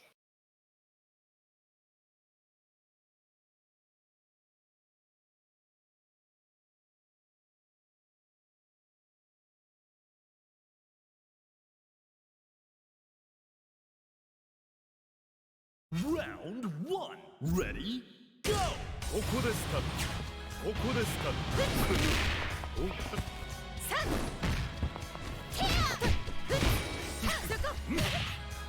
Oh. Taking the corner positioning. CD throwing back Isis into the corner. Just a lot of really good button presses. Getting the EX Tornado as a launcher. That's something we saw a lot at SNK World Championship. Something I want. I'm very impressed with. Yeah, we're now seeing that Efra taking that to heart, and it's a thing that's really scary to do on. Maybe well, not scary because it's not very punishable, but like meter management at that point is very important. So just getting a lot of value out of those simple EX situations. Putting themselves in a great position to win this tournament, but Osherms, maybe something to do about the sick back throw, putting them towards the corner.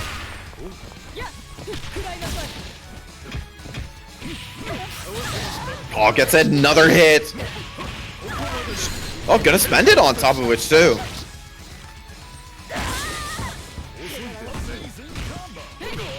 Yeah, goes for a jump and setup.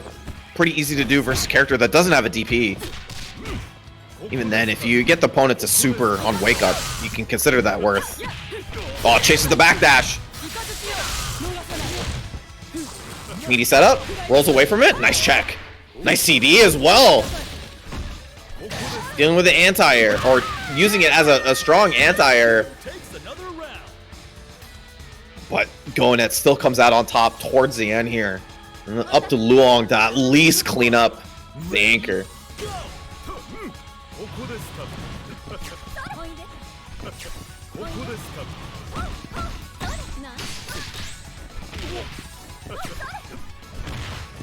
Oh, initial jump. Maybe just enough. The delay wreck is the first time we've seen it in this set specifically from Efra. Maybe the first time they've needed it. But confirms off of it very well. Oh, didn't get the punish off the roll. Gets a big jump in before 42 seconds as well. Going to recover as much life back as possible. And they're going to need it as they got the long haul. Starting off with Kula next.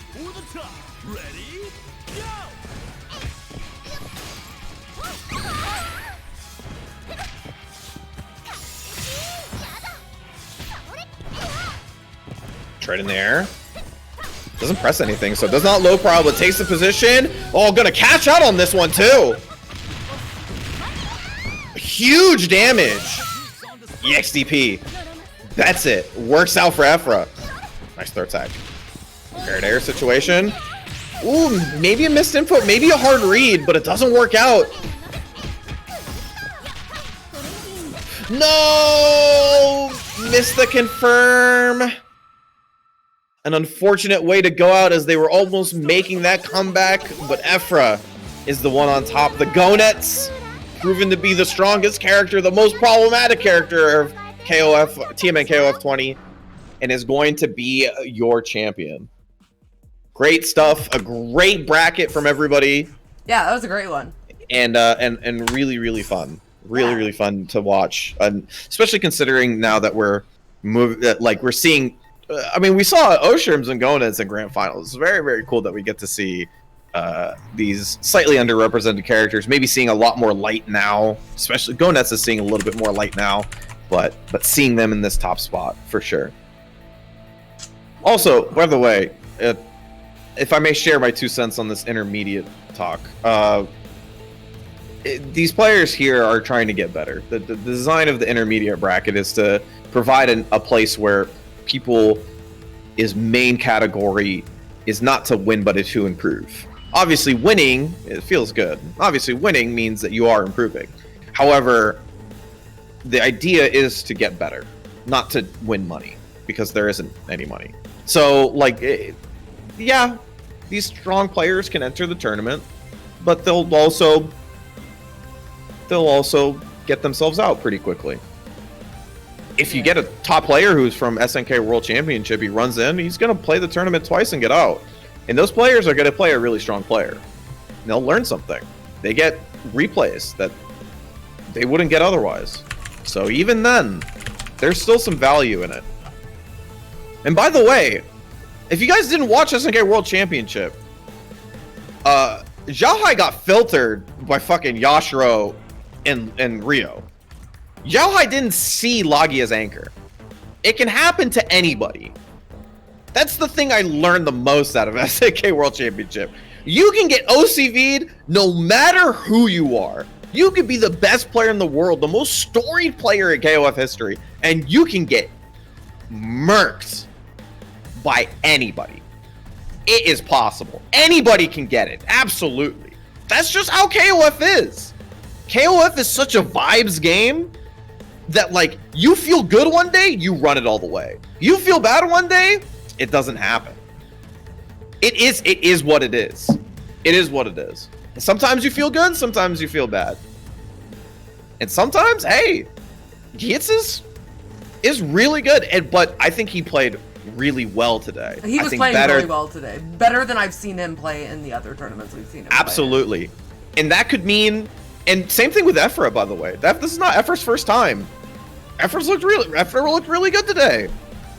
Super strong. And maybe something clicked and maybe something didn't. Who knows? But like today, they were the best player, and that's why they win the tournament. And next week or next time we have KOF, we'll have them again. If they win it, cool. If they don't, cool. We move on to the tournament after. Move on to 22 after 21. We just keep playing.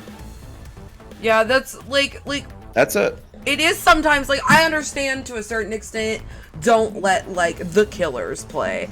But if someone is not top 8ing, like, large online open brackets, or, with, like, all the really good players in them or something, they deserve to be able to play in a tournament where they can get deep in the bracket and handle the nerves and understand what they need to do to get better in a bracket setting as much as the people who just picked up the game do. Like, and that is why we do beginner and intermediate. I could do straight beginner tournaments and have a much more rigorous, I could have rank cutoffs. I could play all the players, have someone play all the players before they entered, but I don't do that because intermediate is such a weird, hazy area that intermediate, in my opinion, comes down to how consistent you are. If you can do well consistently, not if you do well once and then bust her out the next time, you know? I'll tell you straight up. I think like, let me look at top 8, right? Yeah. Let me look. Ephra, Gietz, Tati. I think top 3. If they played at their best versus some of the top players in North America, just name one, I don't care who, they can take games off them. If they played their absolute best, they can take games off of them. Tournaments in general are about consistency. It's about showing up each and every week in each and every tournament or whatever and being so good that the range of your play still overlaps the majority of players. And I do want to say I have graduated people in other games because they were too good. When like either they first entered and they won and they were just way too good, or or they had played in a ton of tournaments and just never clutched out the second win. But were obviously too good to be in an intermediate tournament anymore. I have done that a lot. I do not feel that Ephra or Yitzis needs to happen to them. I would have done that for Memo if he had not won last time and then made 13th at the LCQ. I would have graduated him. But I didn't, because I didn't feel like he won the second time. He filtered himself out, and he got 7th. He won the first tournament he entered. He got 7th, lost. He got 7th the second tournament he entered, and then got 1st the third tournament he entered. So he filtered himself out very quickly, and the 1 week where he wasn't consistent, he didn't place nearly as well as winning the entire tournament, which is showing you that sometimes the important thing is the consistency. That is why we exist. So that's all I wanted to say. Yeah, that is a good point. Like if they don't win two straight, you're wrong. That's like you can't say somebody's too strong unless they win 2 straight. And if they win 2 straight, then they're already gone. So whatever. Like, it doesn't matter. Anyway, okay. I wanted to share my 2 cents. Because I love these. I think there's multiple ways to go about it. TNS does the redemption bracket. It's like if you don't win 2, then you can enter a secondary little tournament. It means you can get more games. In this way, you can get more games because you're playing against people who aren't going to be entering the big brackets, and you get more games by just playing against people who are around your skill level. It's a little bit more like ranked, but has a one-up to it. The people who care to improve are here. So it's wonderful. I love these brackets. That's why I love commentating them, and I love seeing people improve each and every week, and it helps me improve. Like I said, every time I come on here, whether it doesn't matter. Like, it doesn't matter how strong you are. It could be people who got 0-2 to people who got top 4, like Dizzy top 4 today showed me something new. It could be somebody who got 1-2, 2-2, they could show me something new. That's it. It really is that way. There's always something cool and amazing to learn from all players, and So that's style why they're KOF fun to would watch. be very fun. I would just wonder how long it would take, honestly. But I will think about doing this with style, maybe for one of the Saturday events soon. But good night, everyone. Thank you, Sammy. Thank you, everyone, for entering, and congrats to Ephra for winning the tournament. And have a good night. I'm gonna raid Rome himself, so tell him that Dove sent you. Thank you. Take it easy, y'all.